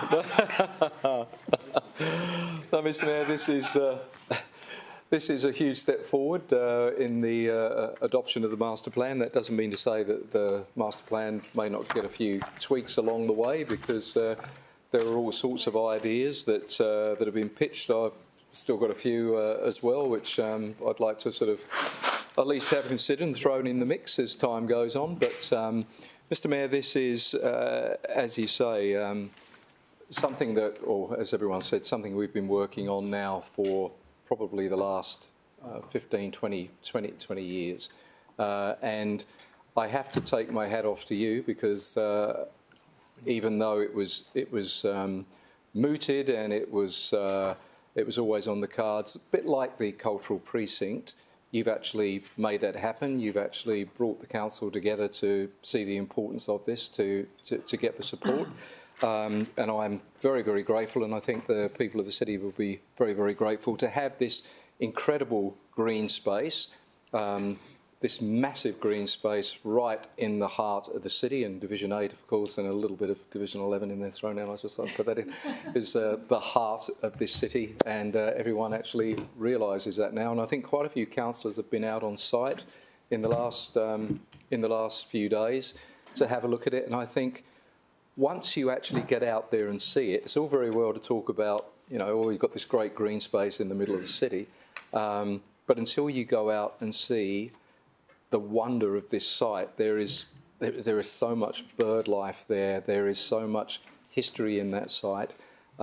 It's absolutely exquisite. It's an absolute gift to the people of this city, and I can't wait for us to be able to open it up for them to see why we've spent so long and put so much time and effort and funding into this facility, because it's something special. So to add to Councillor Castro's introduction to the Green Heart project, I invite you to do a presentation and video. Thank you, Mr Mayor. Good afternoon, Mr Mayor and councillors. My name is Ross McCauley. I'm joined today by Cassandra Denny to present to you Green Heart. 15 years ago, the city purchased the land for the Green Heart site to meet the sporting and recreation needs for a growing city. Since the time we acquired the site, the city's population has grown by almost 50%. And within 20 years, over 1 million people will call the Gold Coast their home. 80% of those new Gold Coasters will reside in the northern suburbs, the coastal corridor and central suburbs. And importantly, most of these new residents will be within 15 minutes of the Green Heart. So all these extra people will want to recreate and play sport. And our modelling suggests that if people are playing sport at the same rate that they are playing now, there could be demand for an additional 100 grassroots sporting clubs in the city, which means as a city, we need to provide a significant amount of new sporting facilities. Even if we factor in a fully built Green Heart, the provision of open space in our central catchment is still expected to decline over the next 20 years. This underscores the importance of this project. On the screen now is the Green Heart site as it is today. This view is looking towards Broadbeach and Surfers Paradise with Cbus Stadium on the right. At 241 hectares, this site is extensive and really well located in close proximity to the high-density coastal strip, the M1 and heavy rail lines. To give you a sense of size of Green Heart, it's 6 times larger than the Broadwater Parklands shown in this image. And in comparison to other famous parks around the world, Green Heart is roughly the same size as Sydney's Centennial Park. It is 1.5 times the size of Hyde Park in London. And it is 2/3 the size of Central Park in New York, shown here. Mr Mayor and councillors, parks of this size and scale present major opportunities for their cities to deliver exceptional outcomes for their residents and visitors. But projects such as these required bold decision-making by city leaders of the time, and Green Heart is no exception. In order to deliver Green Heart, we will need to overcome some challenges. As recent events would have shown, the site does play an important role in flood storage for the city, but as do many of our city's parks, sporting facilities and golf courses. An important challenge to overcome is to ensure we find the right balance between resilient community infrastructure and managing the flood risk for the city. The other significant challenge is the budget and funding required to deliver the project. It is likely that we will attract state and federal government grants to help support the project, and we have an incentive to deliver a significant portion of the Green Heart in the next 10 years due to Olympic Games host city opportunities. I'll now hand over to Cass, who will present the Green Heart vision and the master plan that was developed for the site. Thank you, Mr Mayor and councillors. The vision for Green Heart is to transform the site into an open space destination of immense natural beauty and contemporary design, with spaces for major events and celebrations and new critically needed sports facilities that will cater for 4,000 players on any given weekend, and also achieve significant environmental outcomes that will enhance and protect the natural values of the site. A master plan has been prepared that fulfills this vision. I will talk you through the master plan design in the following slides, and as you can see from a sheet that was handed out earlier today, you have a copy of the master plan in front of you to follow on. We have 3 major precincts, labelled 1 to 3, and 5 secondary precincts that you can see on the screen here. Precinct number 1 is the sports precinct, which will deliver double the amount of sports capacity compared to Pizzey Park. It will also be home to multi-sports club buildings, amenities, informal spectator seating, extensive car park and a playground. And it will be integrated into the surrounding landscape with picnic and barbecue facilities as seen in this artist impression on the screen now. The second precinct is the event quarter, which will be a multifunctional space geared towards hosting a variety of different types of events. Buildings will include options for a welcome kiosk, cafe, rooftop restaurant and conference and function facilities. Other attractions within the precinct will include a regional playground, picnic and barbecue facilities and amenities. The event quarter will be able to cater for crowds of up to 50,000 people, similar to Splendour in the Grass at Byron North Parklands pictured here. We will work with the event industry to design facilities that are purpose-built for major international headline acts. Here on screen is an impression of what the event quarter could look like once activated as a multi-stage festival.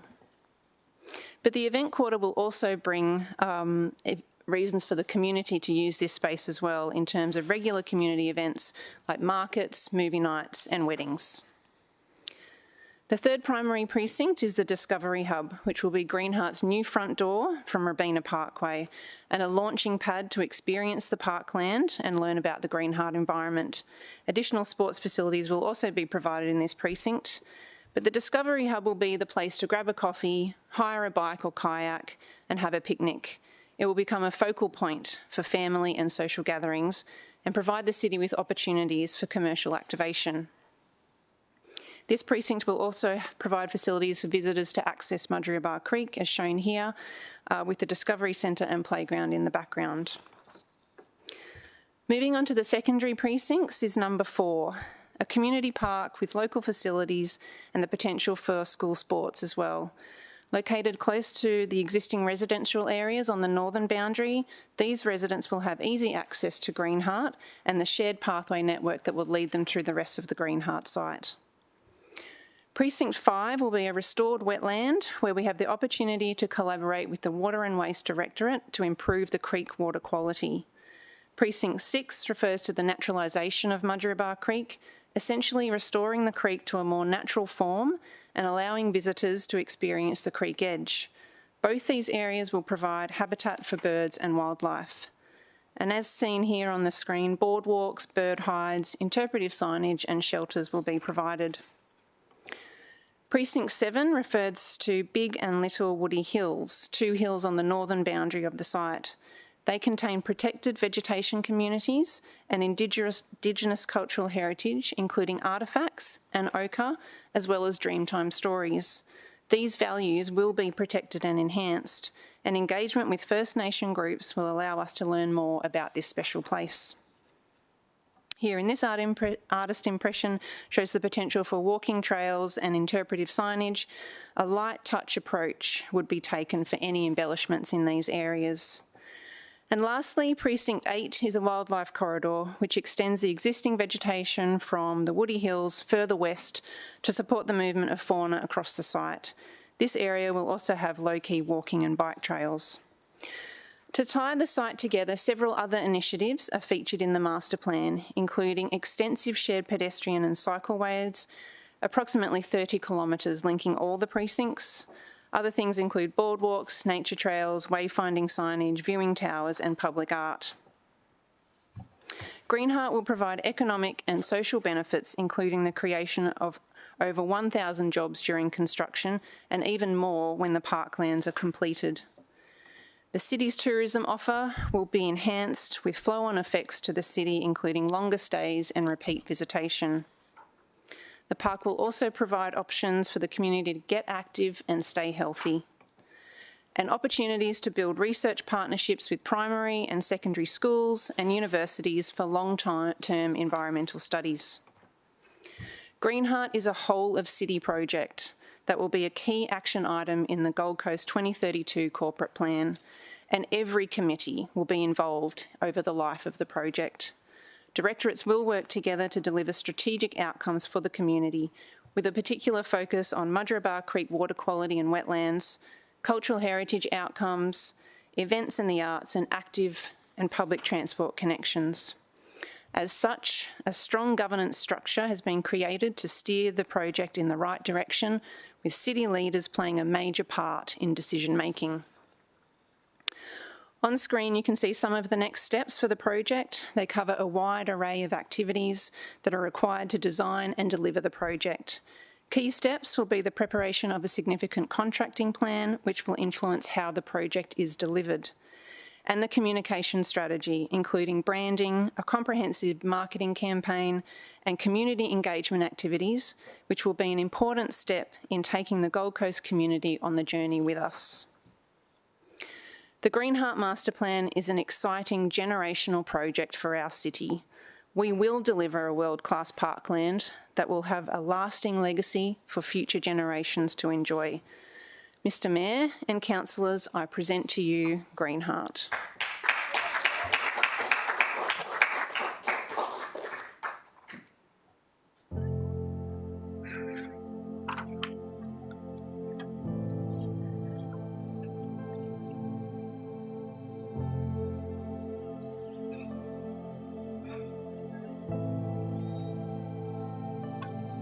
Nature, it's essential for a person's well-being and mental health, and it's just not something you see every day in other cities.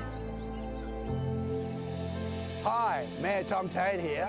Welcome to Gold Coast Greenheart. To be part of a council who recognise a collective vision for Greenheart is a wonderful privilege.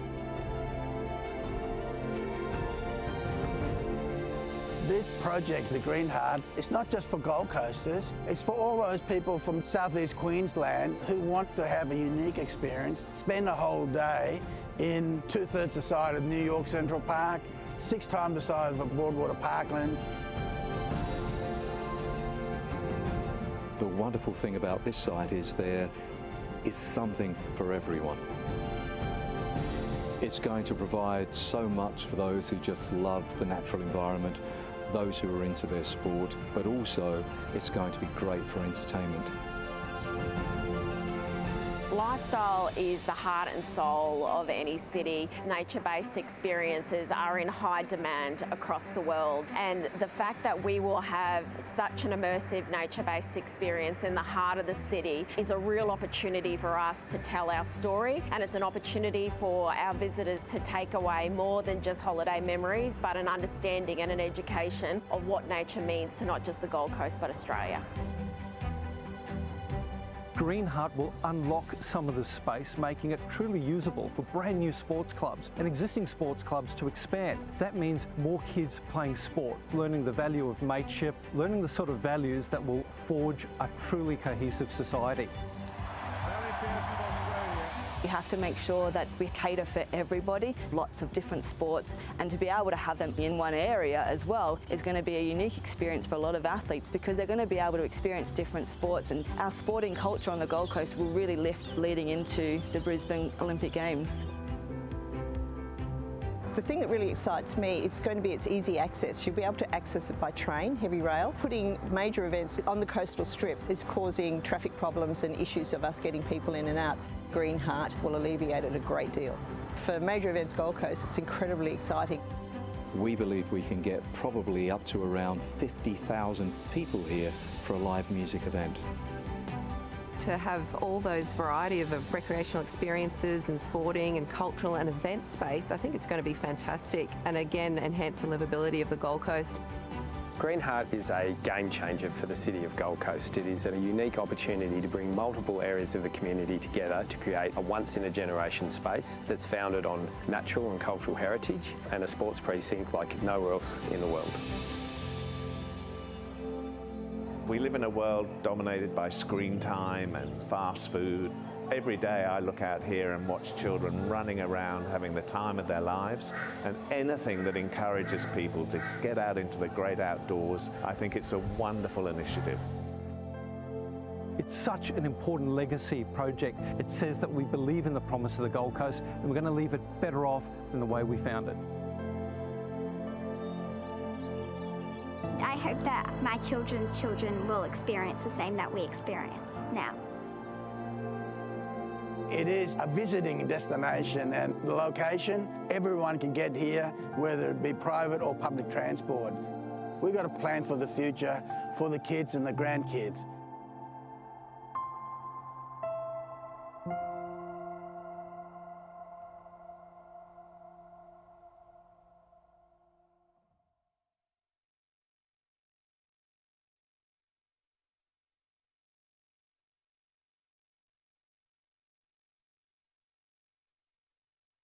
Yes, Councillor Gates? Mr Mayor, I don't have a question. I'd just like to speak to it when the opportunity arises. Yeah, go ahead. Yeah, so Mr Mayor, you talked about confidentiality, and obviously there's been a pretty explicit live stream here today. How long will it be before the public can perhaps grapple with some of the master plan? It's obviously such an impressive project. I think it's out there now, meaning... Yeah, it appears that, yeah. So the master plan document is actually quite extensive. Will there be a season now where the CEO or someone relevant in the organisation just redacts what is required to be... Yeah, but you handle it. So the CEO will do that, yeah. Yep. Just for the public's interest, how long do you reckon that'll take before people can actually digest that master plan document? Oh, give them a week. Great. Thank you, Mr Mayor. So directed. Mr Baker just grit his teeth. Just let the record show. Just saying. Weak it is. Well done for the presentation and the video, Alison, you and your team. Yeah, so there's a website going live after this today as well. Okay, there you go. Website. So it'll be open to the public. It'll be open to the public. We'll be speaking on it shortly. Just dealing with any questions so I know whether we're going to close. Councillor Caldwell. Mr Mayor, through you to the officers, I saw that there was some suggestions of like community running events and stuff. Did we actually liaise with Parkrun in relation to the potential design of a course, a dedicated 5K course in the precinct? Through you, Mr Mayor, we haven't consulted specifically, but with 30 kilometres of walking trails, there'll definitely be circuits where people can... Ouch. Sorry, I didn't. Well, I can barely run one, so I don't think we'll get to 6. It might just be my experience in having a park run at Paradise Point. If you can put in the track that sort of has that in mind at the start, it'll actually save some of the potential conflict of user groups down the track. So I just, having seen that in the presentation, worthwhile reaching out to them. Thank you. Any other questions? All right. Where's the motion? Can you put the motion on the screen? There is there. So, Councillor Castro, thank you for that introduction and speaking for the motion. Speaking against the motion, anyone? For the motion, Councillor Gates. Thanks very much, Mr Mayor. I did simply want to rise. We've had wonderful presentations on this and I think nearly everything's been covered, but I simply wanted to say on visiting the site for a tour last week, even in its absolutely raw state, it's a magnificent site and it does offer something for everyone and will do so into the future. The wetlands that will be totally revegetated are something special, and obviously they'll cater for the hydraulics on the site. But this land acquisition has been done in a gradual way since 2005. So we have to commend the officers for continuing to bring these acquisitions to council over that period of time till we ended up with 241 hectares of amalgamated site that will just be game-changing for our city. I'm sure that this area will become a destination in itself, not just for residents of the Gold Coast or people of South East Queensland, but for everyone who comes to this city, being right in the heart of our city between the new Merrimack Station and Robina. It's so ideally located, and it really has been a hidden gem. So many of us who have been and inspected the site in the last couple of weeks, even though we've deliberated on elements of it for many, many years, to see it right now and imagine how it's going to develop with the backdrop of the hinterland and looking back at the city, it's absolutely magnificent and just so exciting for future generations. So congratulations to everyone involved in pursuing this all the way down to where today we can adopt the master plan and know that we're on our way and construction will start next year. Speaking against the motion, Councillor Vorster. For the motion.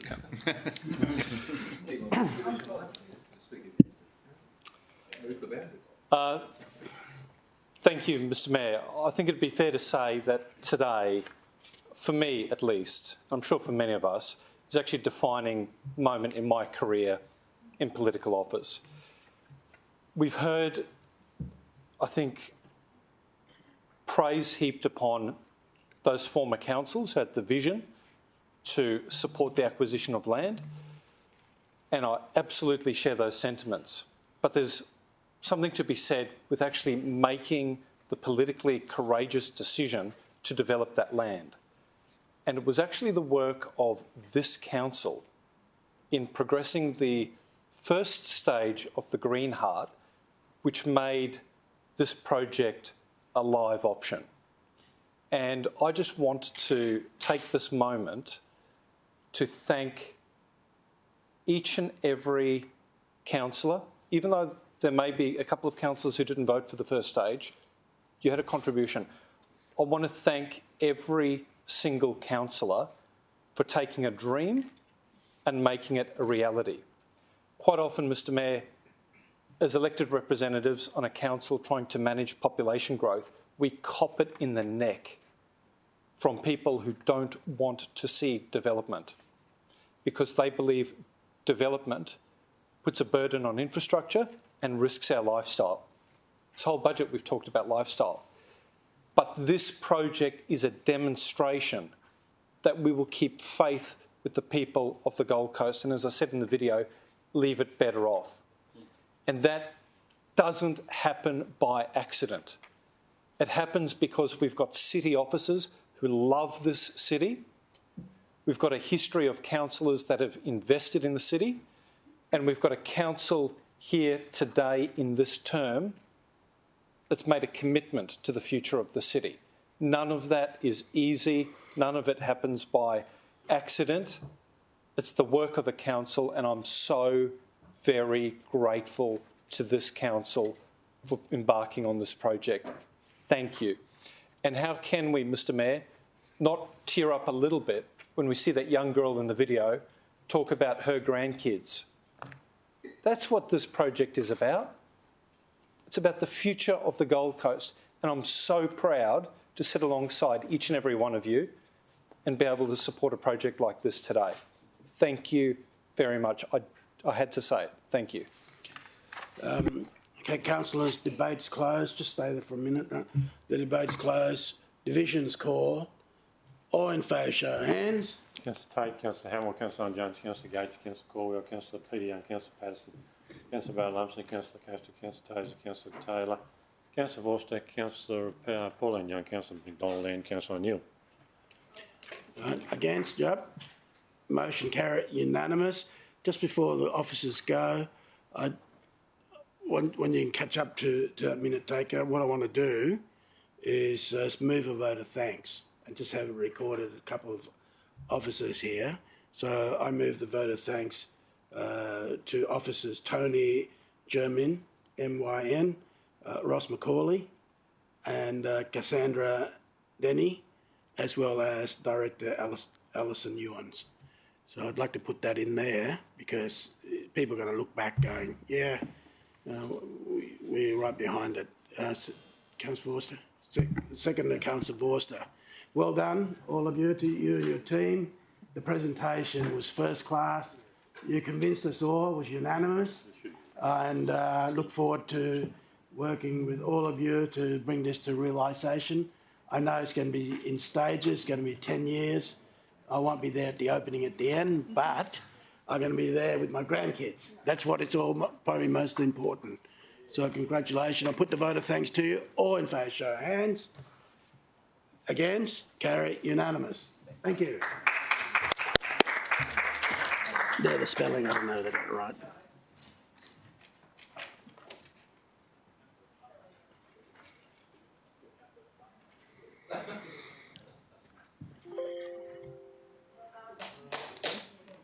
Okay, so now there's some more fun items left, councillors. 16.2, 2022 Interim Management Report, Queensland Audit Office.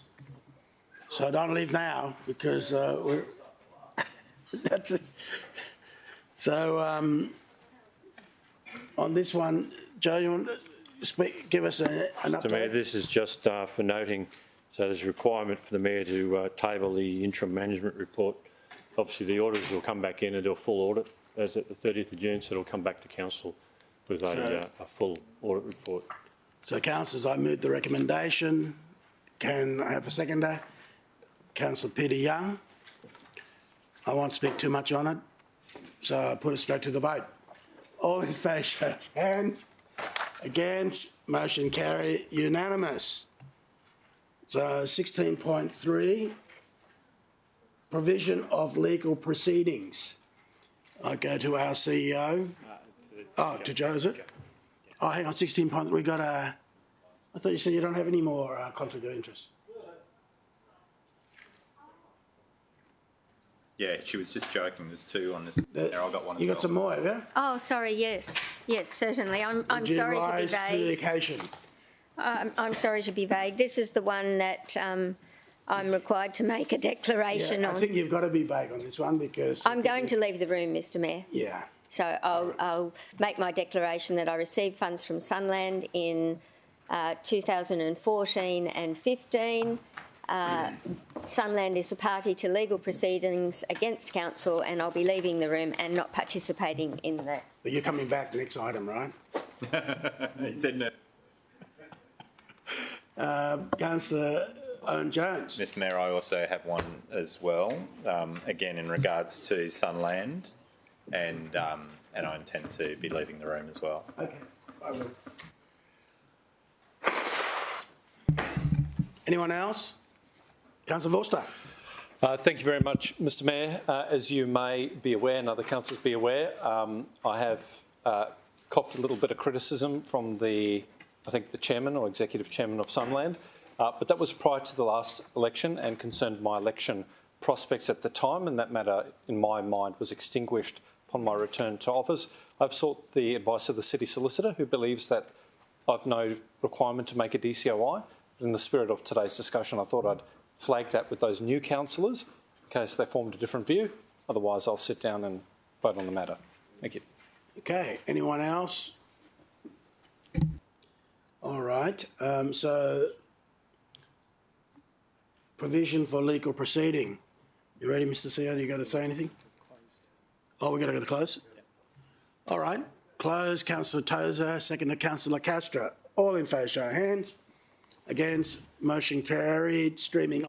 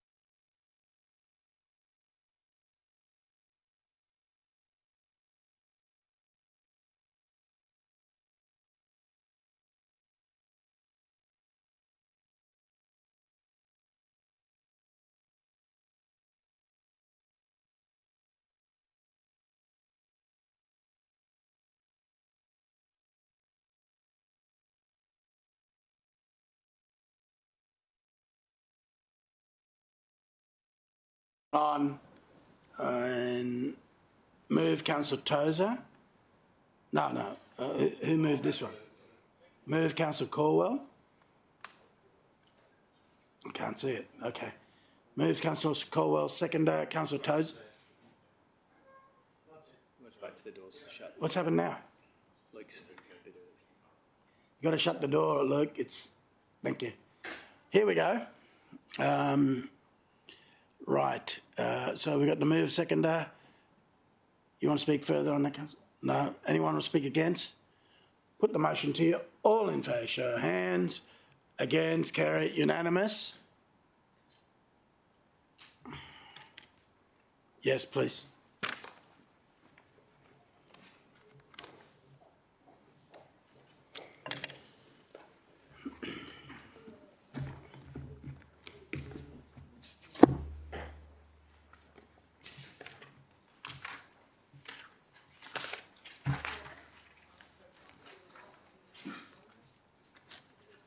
Okay, councillors, we're up to 16.4 when the minute taker gets it there.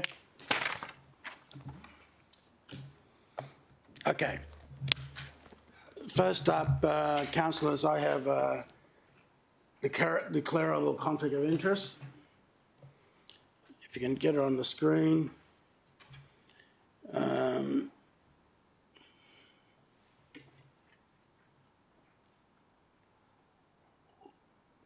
If you can just take it up to nature of declarable conflict of interest, and I'll read it to you. Anyway, this will explain why I've got to declare it. On 12th of November 2021, I was made aware of potential breach of a councillor's code of conduct when the complainant emailed my office a screenshot of comments allegedly made by Councillor Peter Young.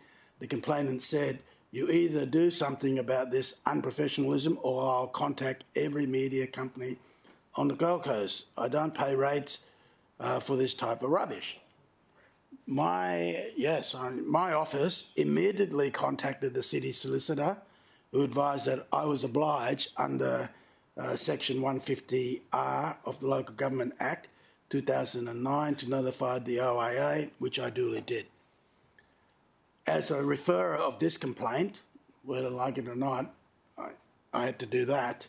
I recognise there may be a perception that I do not have an open and persuadable mind on this matter, so I will not participate in the decision. And I've ticked the box. I am voluntarily deciding not to participate in making a decision about the matter. Happy to take questions. Beautiful. I ask Deputy Mayor to take the chair.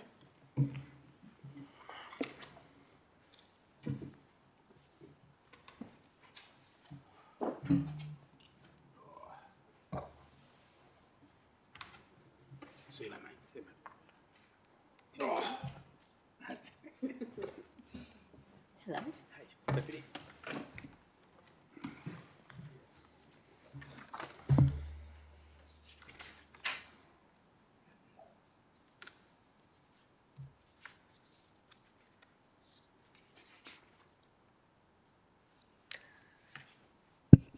Okay, councillors. The Mayor obviously excluded himself from this issue very early in the piece, and so, like it or not, I've had the duty of conducting the investigation into the matter. I don't intend to dwell on it too long, but I would like to invite Councillor Peter Young to make a statement, if he wishes, before we consider the matter after Councillor Young leaves the room. It's not enclosed, Councillor Lacastre. This is an open report. Thank you, Deputy Mayor and councillors.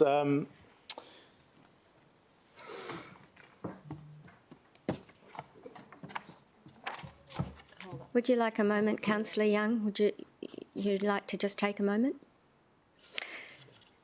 Councillors, it never gives any of us any joy to have to consider the conduct of a colleague. Gives us no pleasure at all. So I'm hoping that we can deal with this matter very, very quickly today, and it would be my hope that possibly someone moves the officer's recommendation and we can get it dealt with in a really quick and appropriate manner. Councillor Young did wish to make a statement to the council. He's clearly very distressed about this issue coming before us today. And I know, I think rather than have Councillor Young speak, I might just speak on his behalf. As part of the investigation, we did offer the opportunity for mediation to resolve the matter without this issue having to be brought before us today. Unfortunately, the complainant did not wish for that to occur, and as a result, under the Act, I was required to advise Councillor Young that it had to be a matter considered by Council. I think the report is very clear, and there is reference within the report to the fact that under our Code of Conduct, a councillor should not use abusive, obscene or threatening language, either oral or written, or behaviour towards other councillors, council employees or members of the public. So my personal view is that there's very little leeway for us today. I'm happy to take anyone's view that differs from that, but I think each of us is held to a higher level of responsibility in conducting ourselves in the public arena, and it's very difficult for me to find a way around this other than as has been suggested, which is simply an admission of by Councillor Young of engaging in inappropriate conduct, and then the matter is resolved and we don't need to discuss it further. Councillor Owen-Jones. So I'm happy to move the recommendation. Thank you, and seconded by Councillor Patterson. Councillor Caldwell. Sorry, Councillor Gates, I know you want to deal with the matter expeditiously, but I have a couple of questions because I'm interested in making sure that we get the decision right, given what we are potentially about to do. So, firstly, the document, the report we've been provided with says that it annexes some comments that were made by Councillor Young, and I couldn't find that annexure. Do we have a copy of the document that's referred to? So the comments are in the OIA report. We weren't provided back, the administration wasn't reported back a copy, like a photocopy of the actual post, but the exact words are in the report. So that's the only words that he wrote, which are in section 1B. So how do we know that's what he said? Sorry. Has anyone cited the post? That's what I'm interested in knowing. Councillor Caldwell, I cited the post as part of the investigation. I have asked Ms Drinkwater today whether I could see a copy of it now, and it didn't form part of the report that came back from the OIA. I can't tell you where I saw it, but I have witnessed it as part of the investigation into this matter. And Councillor Young has admitted that the words were written via messenger as part of the report before us today. So there's no doubt that the words were uttered in writing. Okay, well, the report said they were annexed and they weren't, so I would have preferred to have seen them in the context entirely as was set out in the report, but that's okay. Can I just confirm, in Councillor Young's letter, he says that he searched the roll of the electoral roll and couldn't find the person. Is the complainant a real person?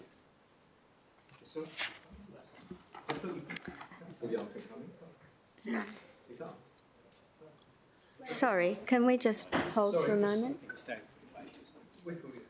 Oh, okay. He can come back in, you're right, you can let him in. He can remain for the debate but not the vote.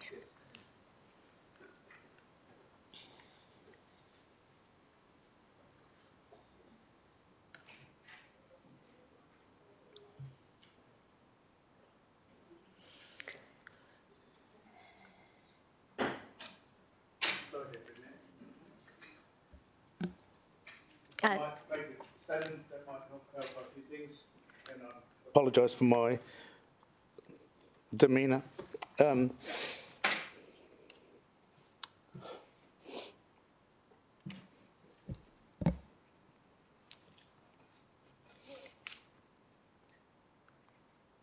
I truly love this city.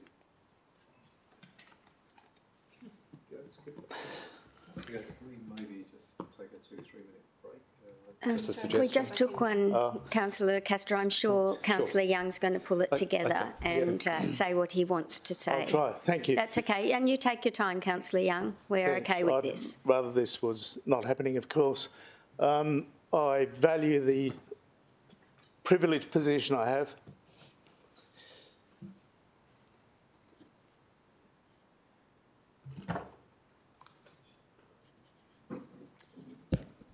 Enormously. I chose to write a post on social media to help inform the community about a situation which had caused some public concern. Someone had posted a different story about a methadone clinic apparently being approved by council and operating in Nerang. So I chose to clarify the situation for the public. A lot of people responded and asked questions. I was able to provide answers. I gained all my facts from different council officers responsible for planning and for health and regulatory matters. I believe what I put in the post was completely factual. People asked questions. I was very happy to respond. I always try to provide information to people that's helpful to them and helps them understand the situation and the processes and so forth. This particular person chose instead to send a personal message to me, and I was highly offended. I look back upon it now and I think it's just complete nothing. But at the moment, at that particular point in time, my blood boiled. I just could not control myself and I reacted. And I regret that. And I'm sorry to you for the role that you've had to play.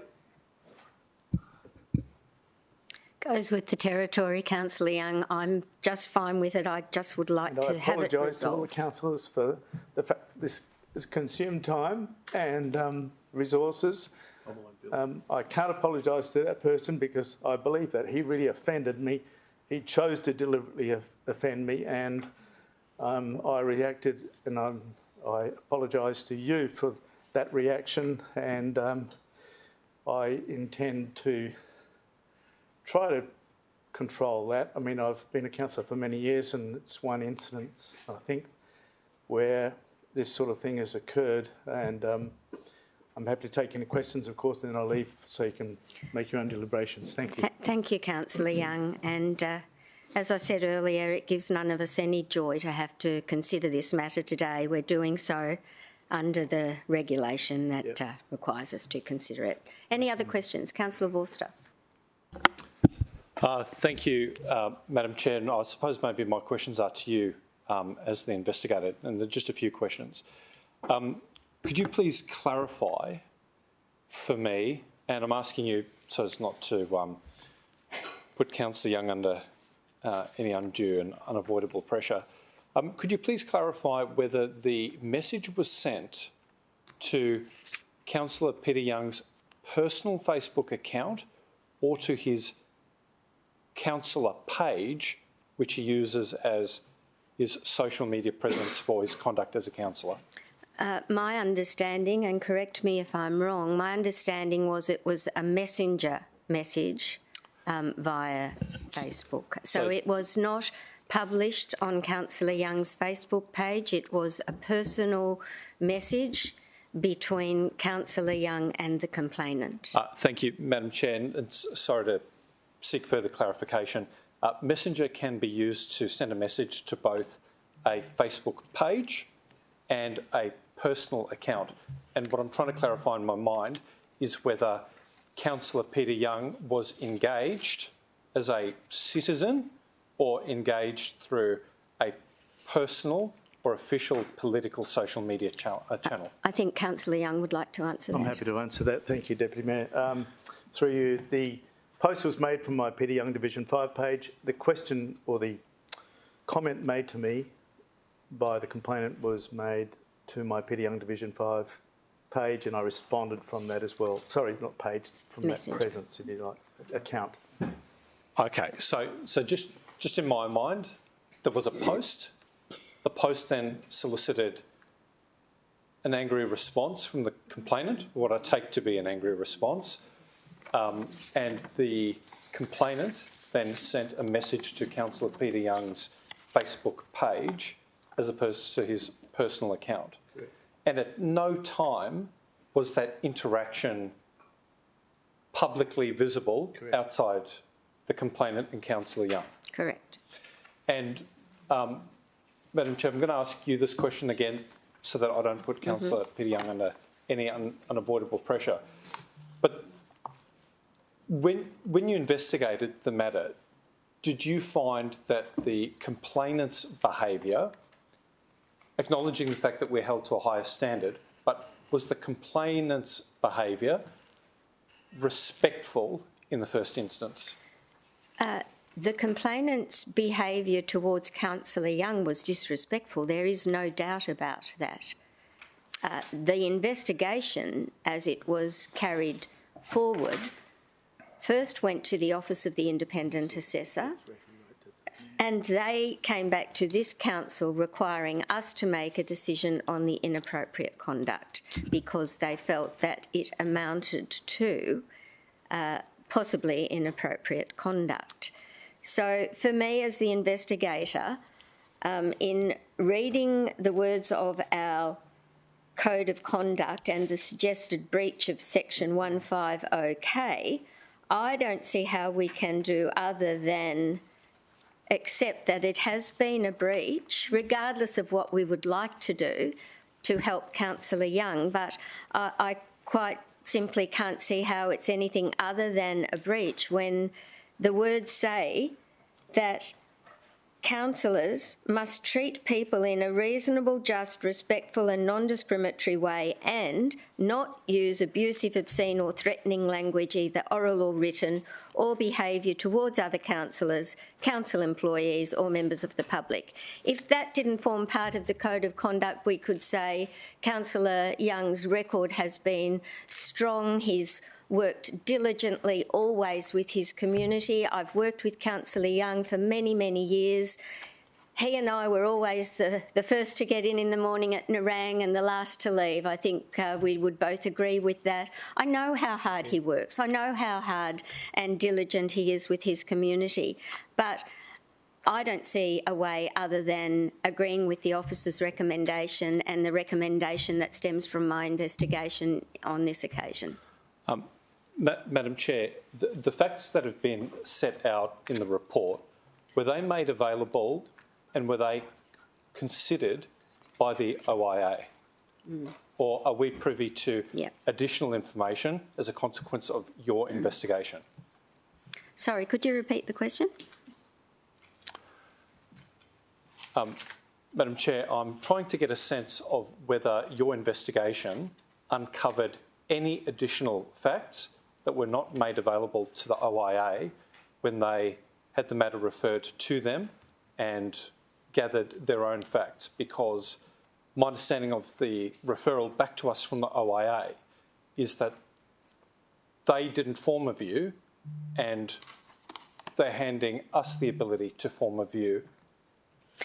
And I suppose the reason why I'm asking is if it is as clear-cut as you say it is, as the investigator, and I fully respect that, I would have thought the OIA would have made a determination. But the fact that it's referred to us, to my mind, entertains the idea that the use of a colloquialism in an exchange that mirrors the style of language that Councillor Young might have been exposed to would not constitute inappropriate conduct. Councillor, if you think about it, all charges of inappropriate conduct, in my understanding, are referred back to this council to make the decision. Misconduct goes to the higher authority, but inappropriate conduct, unfortunately for us, is a matter for us to decide. And it's on the basis that the OIA reasonably suspected the complaint involved inappropriate conduct. So for mine, I mean, someone move something if you want to have a crack at something differently, but I will call for Councillor Owen-Jones to open debate.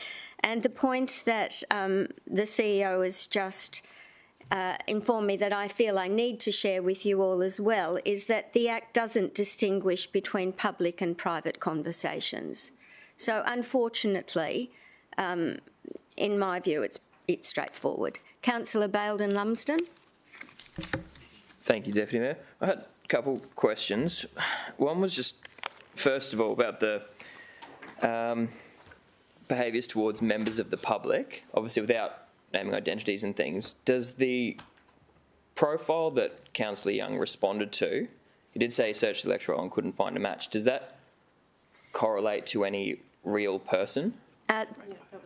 Sorry? Okay, so it doesn't say that it's a ratepayer within the report, but let me tell you that the complainant has contacted me as part of my investigation and... like verbally and... Not verbally, by email. Which... That's the thing you're going to make out. Sorry, yes. Councillor. That's, I guess, what I'm getting to through Deputy Mayor. Seeing this item, I've had very similar messages as what Councillor Young received, and although I didn't send the same reply, I've often had pretty much word for word, had the thought come into my mind, because often it's from profiles that have clearly fake names that have been created a few hours prior. They don't correlate to anyone on electoral roll. It doesn't appear to be a real person, and that's where, if your only contact with them has been via email, I could make an email account right now with a false name and contact you with a complaint. I could also make a fake account right now and try and actively instigate any councillor on this council. If I was to do that, it wouldn't be under the name Ryan Baildon Lumsden, which that's why I'm just curious here is, has his interaction technically been with a member of the public, or has it been with a false internet identity? Well, my response would be, does it matter? The response... I'm just wondering, how can you offend someone that doesn't exist? But how would we know? Deputy Mayor, if someone walked into the Mayor's office and said, I received this message from a councillor, that is a person that's there face to face. If it's just an email or a message that's being received, I don't know how you can correlate that to a member of the public. Well, I can't answer your question, Okay. so, I mean... I just think that's... I'll go to Councillor Taylor. Thank you. Thank you. Could I just, the actual wording in relation to the allegations, could you just read that out to me? I just want to understand the wording again, the clause around public... Oh, it's the Code of Conduct, Councillor Taylor. It's on page 4. It starts on the bottom of... Section 2.2.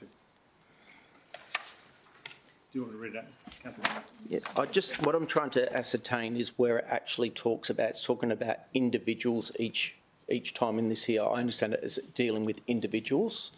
I think what we're trying to establish here is the response, has that gone back to an individual?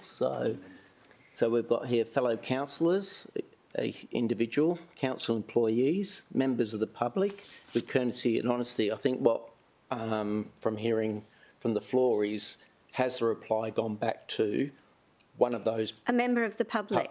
Or is it an onerous profile? Has that been established? There is a member of the public. Well, I presumed it was a member of the public, and I presumed the OIA did their job. That was my point. Okay, Councillor O'Neill. That was my point, Deputy Mayor, that I'm certainly that the OIA has verified the complainant, surely. They'd have to. I think we'll go to Councillor Owen-Jones to open debate. Thank you, Councillor Gates. So we're here today to deal with a matter which is ultimately arisen from an investigation from the Office of the Independent Assessor. I think that as councillors, we've all had to deal with investigations from time to time that have been triggered by a member of the public. I'll briefly talk to something that happened to me, again on social media, where I made a comment, a complaint was made, it was investigated by the OIA, and they ran down the fact that it wasn't a real person in their point of view, and it stopped. And that was about the use of an emoji. Ultimately, one of the challenges that we have as elected representatives is we have to be careful with our words, and I think that having represented beside Councillor Young for 1.5 terms, I think that he is a man who clearly took offence to his integrity being challenged, and in his words, in the statement that he's made back to councillors, he said to us that it made his blood boil and he reacted badly. And I think that 6 months later, if he could have taken that back, my feeling is today, from the remorse that he's shown, that he would in a heartbeat. But unfortunately, he can't. So we're here today to deal with what we have to deal with. There's a TV show called The Good Place where they're not able to swear. So they, but throughout that show, there's the use of the word fork. You know, so unfortunately, there were words that were used in an interaction with a member of the public, which Councillor Young would probably today choose not to use. And so I think that the recommendation as it stands is the direction that we have to head, because it's the standard that we have to uphold. Thank you. Speaking against, Councillor McDonald. I'm only going to take one for, one against, and then we'll take the vote. It's probably some questions, Madam Acting Chair. In relation... We're in debate, Councillor McDonald. Sorry, so I can't ask questions? Yeah, go ahead. What I would like to know is the probably similar to the question that was asked before. The person who did the post, is it the same person who you contacted? I never contacted anyone directly. The officers contacted the complainant on the basis of the information provided by the Mayor, and then I subsequently received correspondence from the same person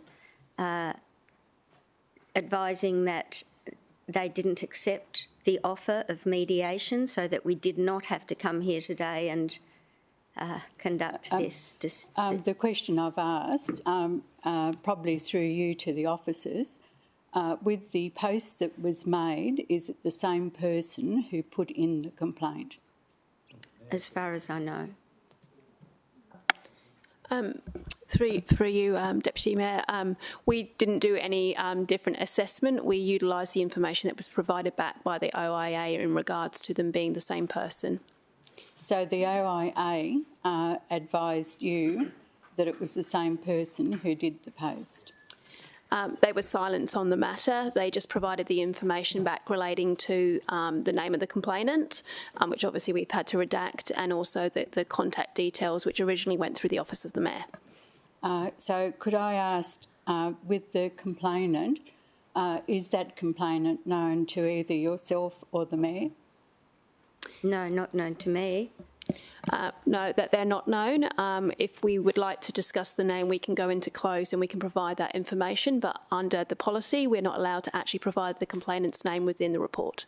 I'd like to go into close and find out who the complainant is. Thank you. Okay, moved Councillor Baildon Lumsden, seconded Councillor Vorster. All in favour? We're in closed.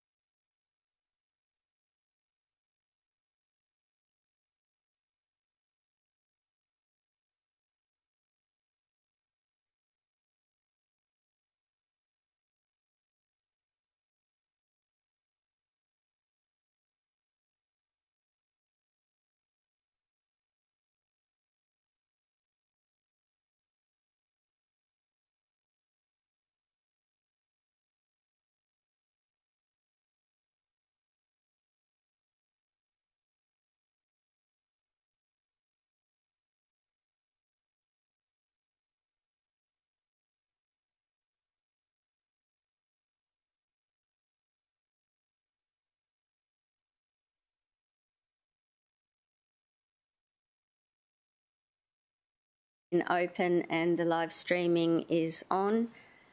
And Councillor Owen Jones has opened. I'm taking a speaker against Councillor Tozer. Thank you, Madam Chair. Section 2.2 of the Code of Conduct for Councillors in Queensland talks about not using abusive, obscene and threatening language, either oral or written, or behaviour towards councillors, council employees and members of the public. I think we've established pretty clearly that there is a member of the public involved here. I'm not sure it's entirely clear, but I feel like I've come to a conclusion about that. What I do think is entirely relevant to this is the tone that is set for any conversation between two individuals is set by both parties, and normally by the person who sets that tone is you know, they determine what is abusive, obscene or threatening by the way that they engage. I know that when I'm at the pub with my friends, I might speak entirely differently than when I am with my wife at home. When I'm on the basketball court, I speak entirely differently to members of my team and members of the other team at times, and what happens on the court stays on the court, Madam Chair. But I think the tone for this engagement was set very clearly first by Councillor Young, and that tone was very professional. He posted a Facebook post that was clearly professional. It's included in our report for anyone to read. It talks very clearly about a community issue, and in setting that tone, Councillor Young invited feedback from members of the public about that issue. And the vast majority of people in engaging with Councillor Young on that issue adopted his tone. They asked legitimate questions to which he replied professionally. They had questions about the community, they had questions about drugs, they had questions about things that were local government responsibilities, and they had questions about things that were not local government responsibilities.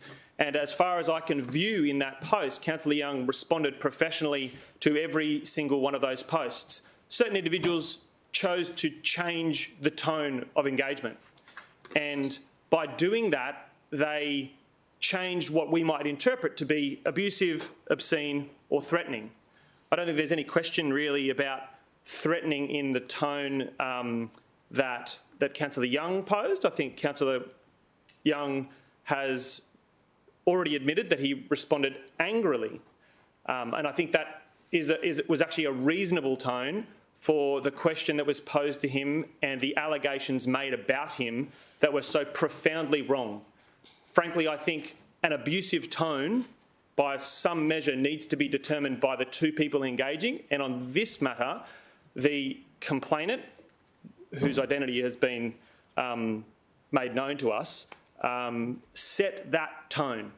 I believe that Councillor Young adopted an appropriate tone for response to that query. And so accordingly, I don't think Councillor Young meets the definition as outlined in 2.2 because of the way he professionally engaged with the community on every other matter except this interaction. It also talks at section 2.1 of the Code of Conduct for Councillors, where it says, treat fellow councillors, council employees and members of the public with courtesy, honesty and fairness. And I think fairness applies here, Madam Chair. I think Councillor Young responded entirely fairly based on how the complainants articulated his views about Councillor Young's character. It wasn't even about the issue, Madam Chair. Councillor Young's character was brought into question, and Councillor Young responded appropriately according to that character criticism. Frankly, I cannot justify us upholding this this recommendation. I think Councillor Young has adopted an appropriate tone that by any reasonable measure could not be considered abusive, obscene or threatening based on the words that were used about Councillor Young's character in this matter. Thanks, Councillor Tozer. Just before I go to Councillor Patterson, I'll just read to you the last paragraph of the complainant's post, which was not abusive, it wasn't aggressive, it just said, just remember, soon you will need to be re-elected, and at this rate of your lying, I doubt many of us who own properties in these areas will be voting for other people. We teach our kids not to lie, yet politicians and councillors lie out of their teeth. You are a pathetic joke. Well, it is a little bit condescending. He set an abusive tone and it was responded to abusively. Well, okay. We can agree or disagree about whether that's abusive language. I'll go to Councillor Patterson. Thank you, Madam Chair. It is crystal clear to me that based on the legislation, I need to vote with the recommendation today and find that this was inappropriate conduct. But I do want to point out that we are held to a completely different standard to the people in the community. Thanks. And for what Councillor Tozer said, no, we cannot. Because someone speaks badly to us, we cannot speak badly to them. Every day, councillors here at 11 o'clock at night, 6:30 in the morning, will be getting messages talking about your integrity, talking about whether you stand up properly for your community. And the reason why it affected Councillor Young so much is because he holds his integrity so strong. He knows he would never lie to his community, and it frustrated him. But it is important that we are held to a high level. And that's why, despite every one of us totally getting and experiencing what he felt in that moment, we do need to find that that was inappropriate conduct, because it would be a pretty slippery slope if we said that we would be accepting any level just because others do. And my heart does go out to Councillor Young. I think it's a very strange thing. I ran for this role and, you know, I was a mum, president PNC, whatever, and the day that you're elected, there is a sense, it's because it's something that we build up in our community about who politicians are. It's like the next day, oh, there must be something mischievous or conspiracy or whatever going on, right? That is a context that's there, and it gets layered on, and it's tough, it's difficult, but we signed up, and them the breaks. So inappropriate conduct. Thanks, Councillor Patterson. Councillor Vorster.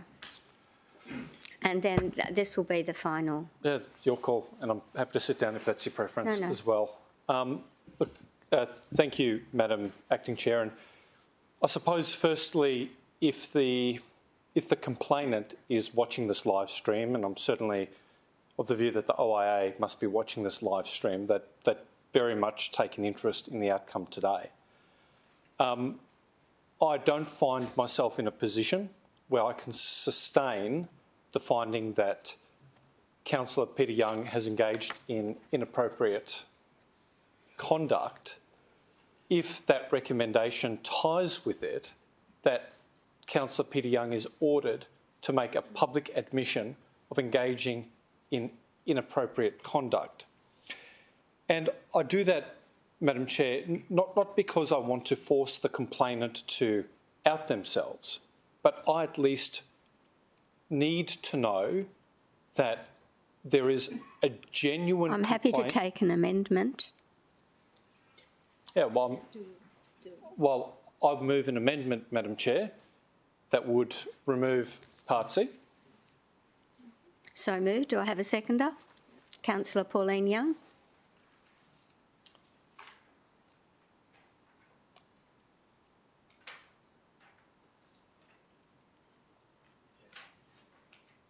So would you like to include that we get a list of options, and option A in the in section 150AH is that order that no action be taken against the councillor? Yes. Okay. So rather than C, we replace C with those words, that no action be taken against the councillor.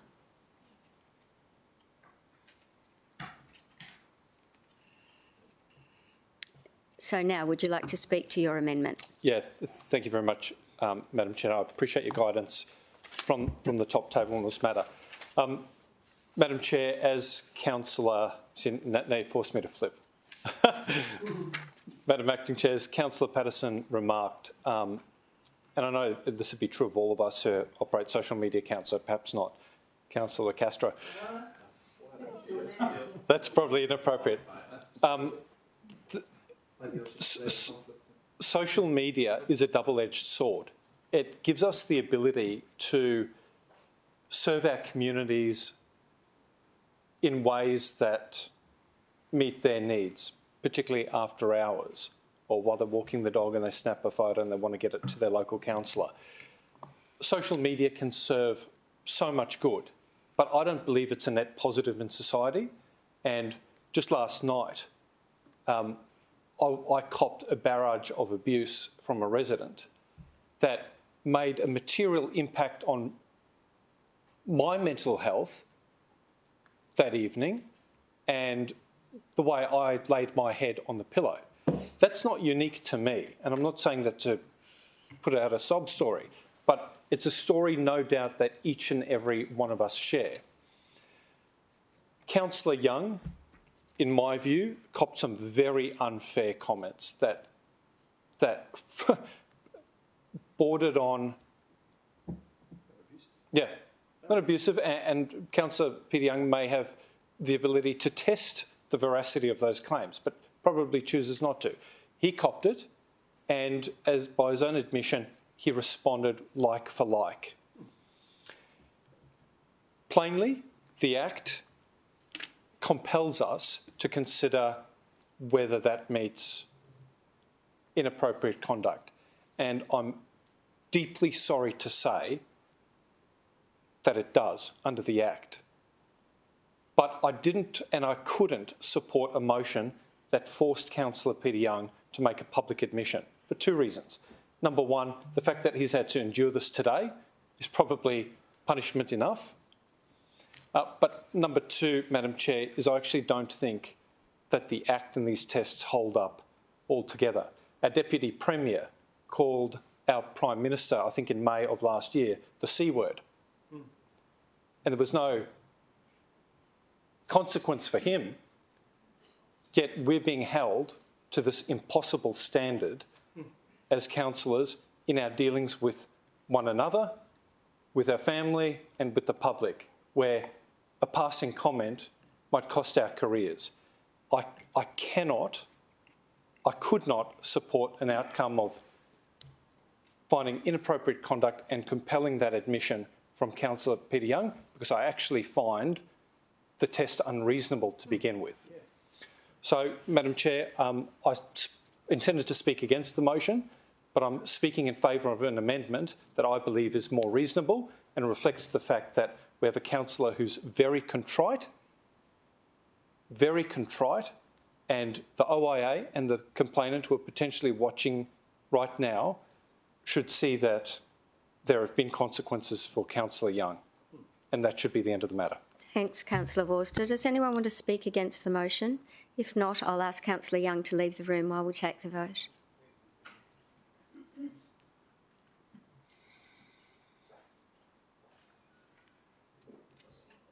So, councillors, you all know what we're voting on at this point in time, which is the motion by Councillor Vorster that the conduct is inappropriate, but that no action be taken against the councillor for that inappropriate conduct. And it's the amendment, yes. So, Councillor Owen-Jones, did you wish to close debate? No? Okay, we'll take the vote. All in favour? Against? So, we're voting for the amendment. You voted against the amendment. I'll take the vote again. Just have clarity, please. Are we voting for the amendment to become the motion, or we are voting for the amendment? First we vote for the amendment, and then it's carried, and then the amendment becomes the motion. Okay. And then we vote on that. So the first vote is the amendment. Okay, so I'll take the vote again. Those in favour? That is carried. Now the amendment becomes the motion. Councillor Vorster, did you wish to open or close? Thank you very much, Madam Chair. And I just want to acknowledge how you approached this with a sense of grace and compassion, wanting to deal with it as swiftly as possible to spare Councillor Young from further ordeal, which just underscores the point that he has carried a very high personal cost already. But I think, given that we've had an opportunity to ventilate some issues in closed and in open, we've probably landed in a better position that reflects the cost Councillor Young has carried and reflects the reasonableness of the test and its application on a social media account that we weren't quite able to pin down. So I'd like to thank you and hope that my colleagues can support this, all of them. Thank you. Okay, we'll go straight to the vote. All in favour? Against? That is carried. Because he wants no finding whatsoever. Yeah, sorry, I'm just perplexed. I'm perplexed with the outcome, but anyway. Yeah, we've got to do, sorry, that's that matter dealt with. We can get Councillor Young back into the room, please. And we'll go back to item 6.11 of the agenda. I can't believe that I did yesterday. Oh, he didn't want inappropriate conduct at all. Councillors, this matter was deferred from the planning component of today's meeting so that we could circulate a copy of the revised layout that has been presented to us by the applicant in relation to a now 17-lot subdivision on Gilston Road, Gilston. So I'll go back to Councillor Caldwell, whom I think was at the time speaking to the new layout but wanted everyone to be across the proposed new layout, and whether, Councillor, you had foreshadowed a new motion. Are you ready for us to move to that point, or did you want to speak further to the matter? I think that's where we were up to, Councillor Gates. So Councillor Tozer had spoken to his motion. I foreshadowed an approval being issued, but on the basis of conditions that would see the new proposed layout be the one that's ultimately approved. And I was just hoping that, firstly, that everyone had a copy of that new plan, and then secondly, there is a form of words that have been prepared to be the foreshadowed motion, which is, I assume, what's now up on the screen. Now, because it's foreshadowed, Councillor Gates, I don't think I can speak to that. You can't speak to it. So I have to speak against Councillor Tozer's motion. But in doing so, I will obviously refer heavily to what is potentially I'll give you leeway. Go ahead. Upcoming. So, Councillor Gates, as you'll recall at committee, there was a great deal of discussion about this particular layout. Now, I understand that the council officers had provided some guidance to the applicant, and that guidance resulted in things like a through road, which the committee had concerns was going to end up being, if ultimately connected to Long Hill Drive, was going to end up being a rat run. The councillor's view was that it was better off to be a cul-de-sac, just as one example of the issues that were canvassed. Councillor Hamill, with all of his years of experience in waste, talked at great extent about the half hammerhead, as I recall, which brought to our minds the placement of bins and things like that. And you'll see that the concerns that we had about the residents in the south dragging the bins over and putting them on the road, across the road in front of the stormwater detention basin, has been addressed. And importantly, I think, and whilst it probably doesn't go as far as what Councillor Tozer would like, the back fence, if you like, that's adjacent to the existing larger lots, you'll see that there's now only 4 lots accessed by 2 battle axes, and each of those boundaries are now 32, 21, 19 and 30 metres in length, which has reduced and somewhat mitigated those intensity concerns that we were talking about. So in addition to that, I also was hoping, if we can just scroll down, that we could add yeah, that was the original. Somewhere. It was disgusting. Oh, yeah, so a footpath is to be provided on both sides of the new road. If we can also add to that that the entry statement be deleted, just as a new Roman something, that the proposed entry statements be deleted, and then that the fencing to the access and services easement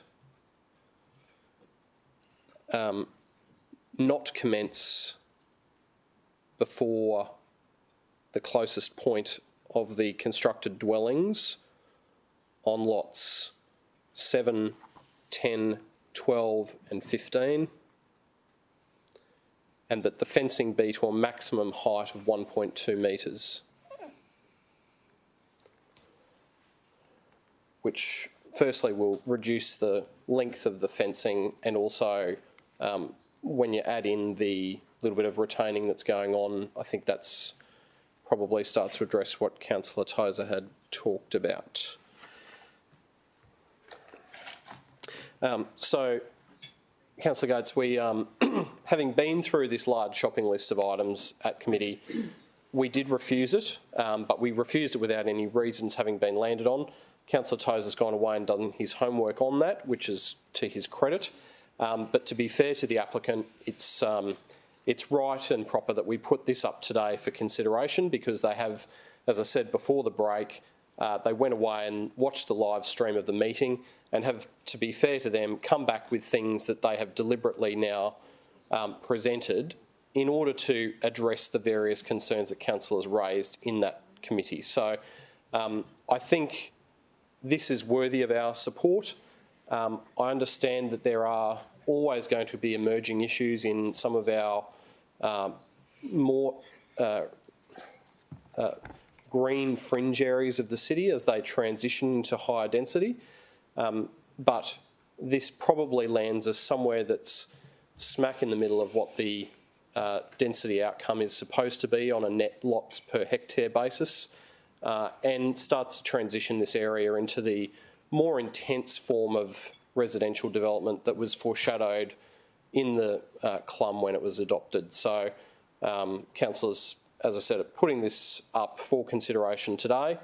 It hasn't been formally lodged by the applicant, so this is an opportunity for us to have had some work done that we can effectively condition to, if you like.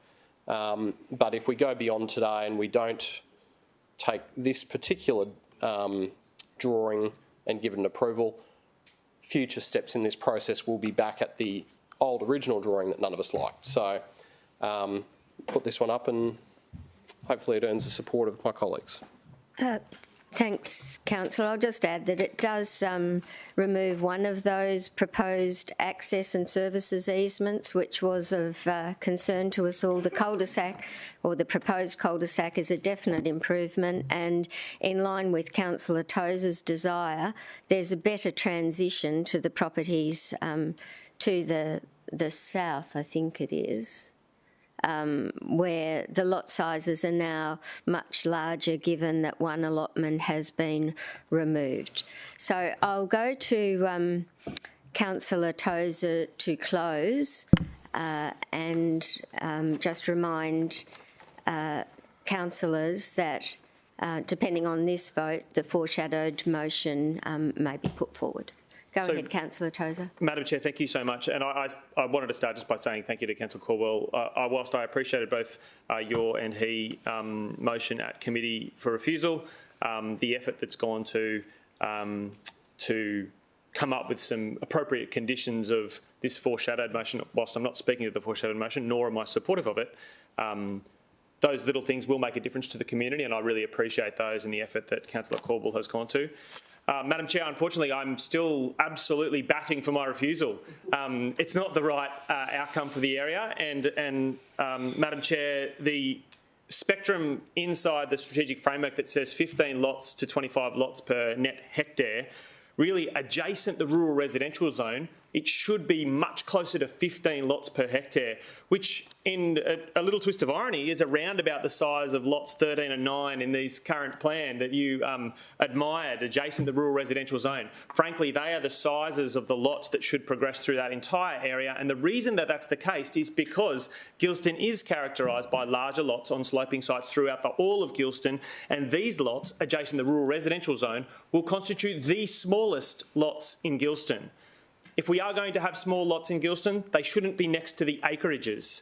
It's not the right place for them. There should be a transition, and there shouldn't be a transition necessarily because we say so. It's because the city plan has adopted that we do that. It is the right thing for there to be a greater transition between the rural residential zone and the more dense zone. And frankly, what is proposed still doesn't meet the community expectation. Not just the community expectation in relation to the submissions made, but it's not what we meant as councillors when we adopted the city plan in the way that we did. This seems as good a time as any, Madam Chair, to say that the applicant met with me before they lodged. They came and asked me for a coffee, and as I do with anyone who asks for a coffee meeting, I go and have a coffee with them and I talk to them and I give them the feedback that I think the community is going to reflect, and I talk to and refer to the city plan and the engagement that I've had with the community about the city plan, and I provided all this feedback to that applicant, and unfortunately they adopted none of those elements. And it's only now through council's consideration of the committee that we've got to a little bit better of an outcome. Honestly, I'm actually pretty saddened because I hoped that this applicant would take my word for it and deliver an application that maybe it was 12 to 14 lots, which would be much closer to that 15 lots per hectare. But they haven't. They've pushed the envelope as far as they possibly can. And frankly, it's not what the community expect and it's not what I hope for. I remember saying to the applicant, Madam Chair, that I was looking forward to, a future Christmas where I could have a cul-de-sac party with the people in there and have a bit of a chat with everyone and talk about what a great little community is. But these 30-metre long driveways with rear lots and 400 square metre blocks, I'm just not sure it's going to reflect the quality of life and the standard and character that Gilston wants from its development. I feel frustrated that I have to ask councillors to support my refusal of this application. I am grateful that Councillor Corbell has put some effort into coming up with some suitable conditions for his foreshadowed motion, but I think if we let this go in Gilston, we're only inviting many other submissions that will deliver these size of lots, and it's not what we hope for the Gilston precinct. It's not what the conceptual land use map talks about, and it's not even really what the strategic framework says when we're adjacent the rural residential zone where there are lots of 4,000 square metres. If we don't refuse this, every one of these residents who has come to expect a standard of living in their rural residential zone will think that development is inevitable. And it's not inevitable. We, as councillors, can determine what sort of development is appropriate, and this 18-lot subdivision and a 17-lot subdivision is not appropriate in this area. We need to make sure we maintain the existing character of Gilston. This application just doesn't do it, Madam Chair. Thanks, Councillor Tozer. Can I, just before I take the vote, can I confirm through you, Director, if Councillor Tozer's motion for refusal is successful, will the applicant have to re-lodge, or through the appeal process, we'll be looking at what's before us, not what has been proposed in the discussions with Councillor Caldwell?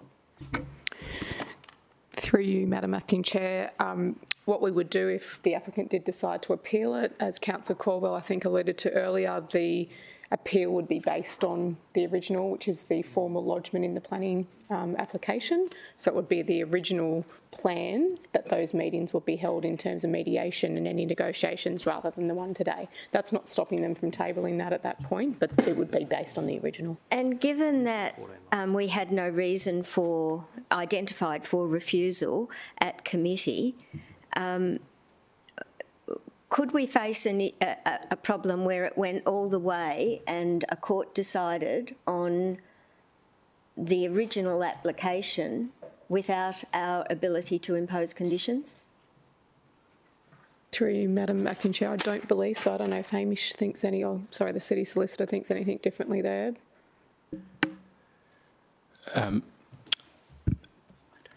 Madam Chair, if we may go to close for some legal advice on that. I do have my colleague Andrew Young available. I can get him to advise the meeting. Councillors, would you like a response to that question?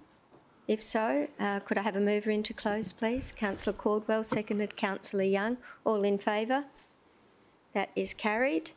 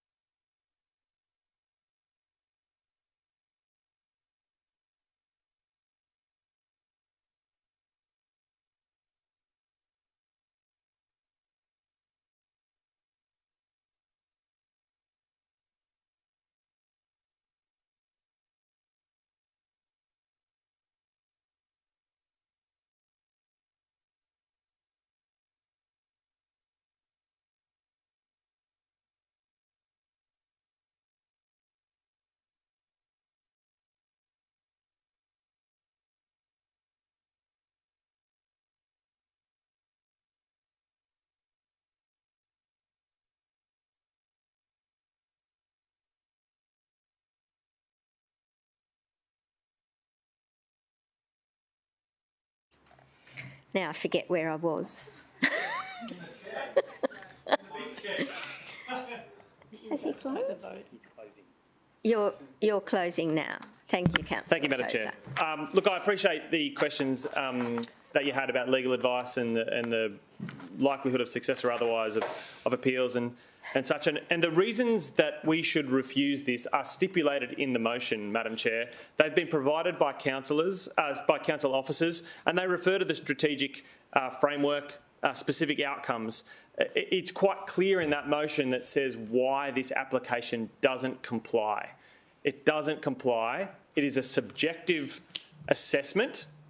The council officers in the report did recommend approval, but we as decision makers can interpret the city plan ourselves. In fact, that is what we're called to do, and it's these strategic outcome particulars that are non-compliant in this application. I'm confident that councillors can stand by their own perception of the subdivision proposal and determine that that strategic framework is not being met. Madam Chair, this refusal should stand, councillors should support it, and we should go through the proper processes in order to make sure we get a better outcome for the residents of Gilston and every one of those submitters who lives in Gilston who tried to do the right thing by making a proper submission and referring to these elements of our city plan to say why this application shouldn't be approved.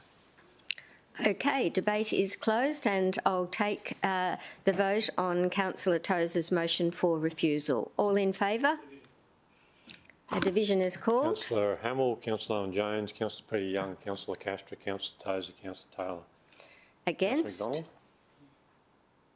McDonald. Councillor Gates, Councillor Caldwell, Councillor Patterson, Councillor Vorster, Councillor Pauline Young, Councillor O'Neill. Okay, so that means 7 each. I'm not sure.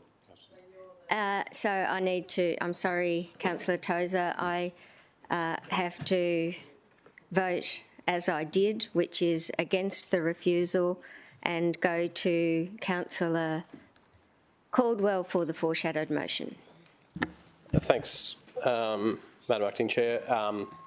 Obviously, that's an unusual situation, so we all have a keen interest in the outcome, but the convention of the chair is that you go with the officer's recommendation or the status quo of the council policy at the time. So just to explain for those playing at home. But on that basis, I will move the foreshadowed motion. And if I have a seconder, then I'll seconded, Councillor try not to speak for too long. I don't think there's anything further needs to be said, and we'll take the vote. Okay, we'll take the vote. All in favour?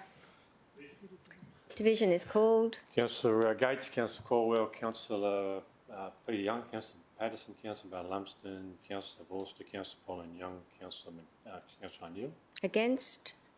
Councillor Hamill, Councillor Owen Jones, Councillor Castro, Councillor Tozer and Councillor Taylor and Councillor McDonald. That is carried, councillors. So, just notice it says I abstained. I voted in the previous one.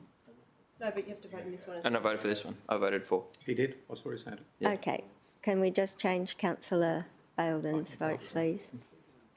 4. 8-6. He's a good character. You're on. I said he is. Yeah. I can vouch for him. He's a good character. You're on. Sorry. He probably only did 80% of the things that you say. That's the previous motion, isn't it? Not the foreshadowed motion?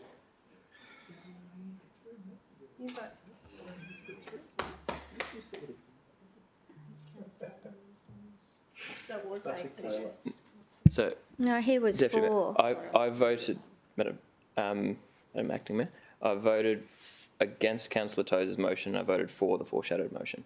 Thank you, I don't know which one that was for, but no, I voted for both. The second one was for.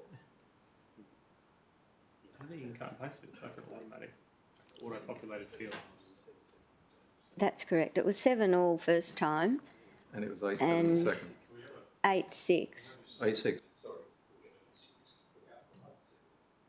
Councillor Vorster seconded it. Sorry, Mr. McCabe, the 7-all vote was on the refusal.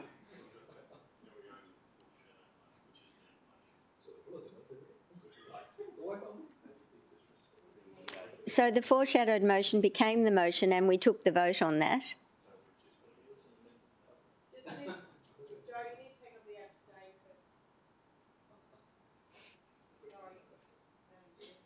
It's all right.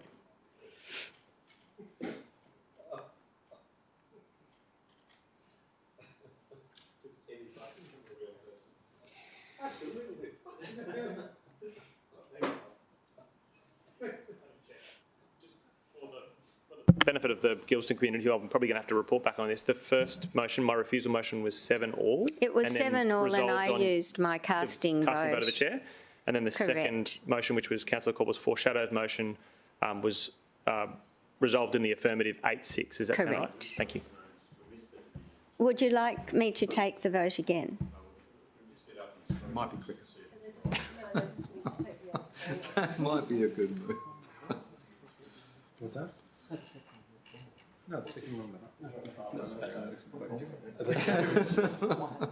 That's effectively becomes a deemed refusal under the Act. If nothing happened. It's because it's an impact assessable application, it would have been refused, which they would have appealed.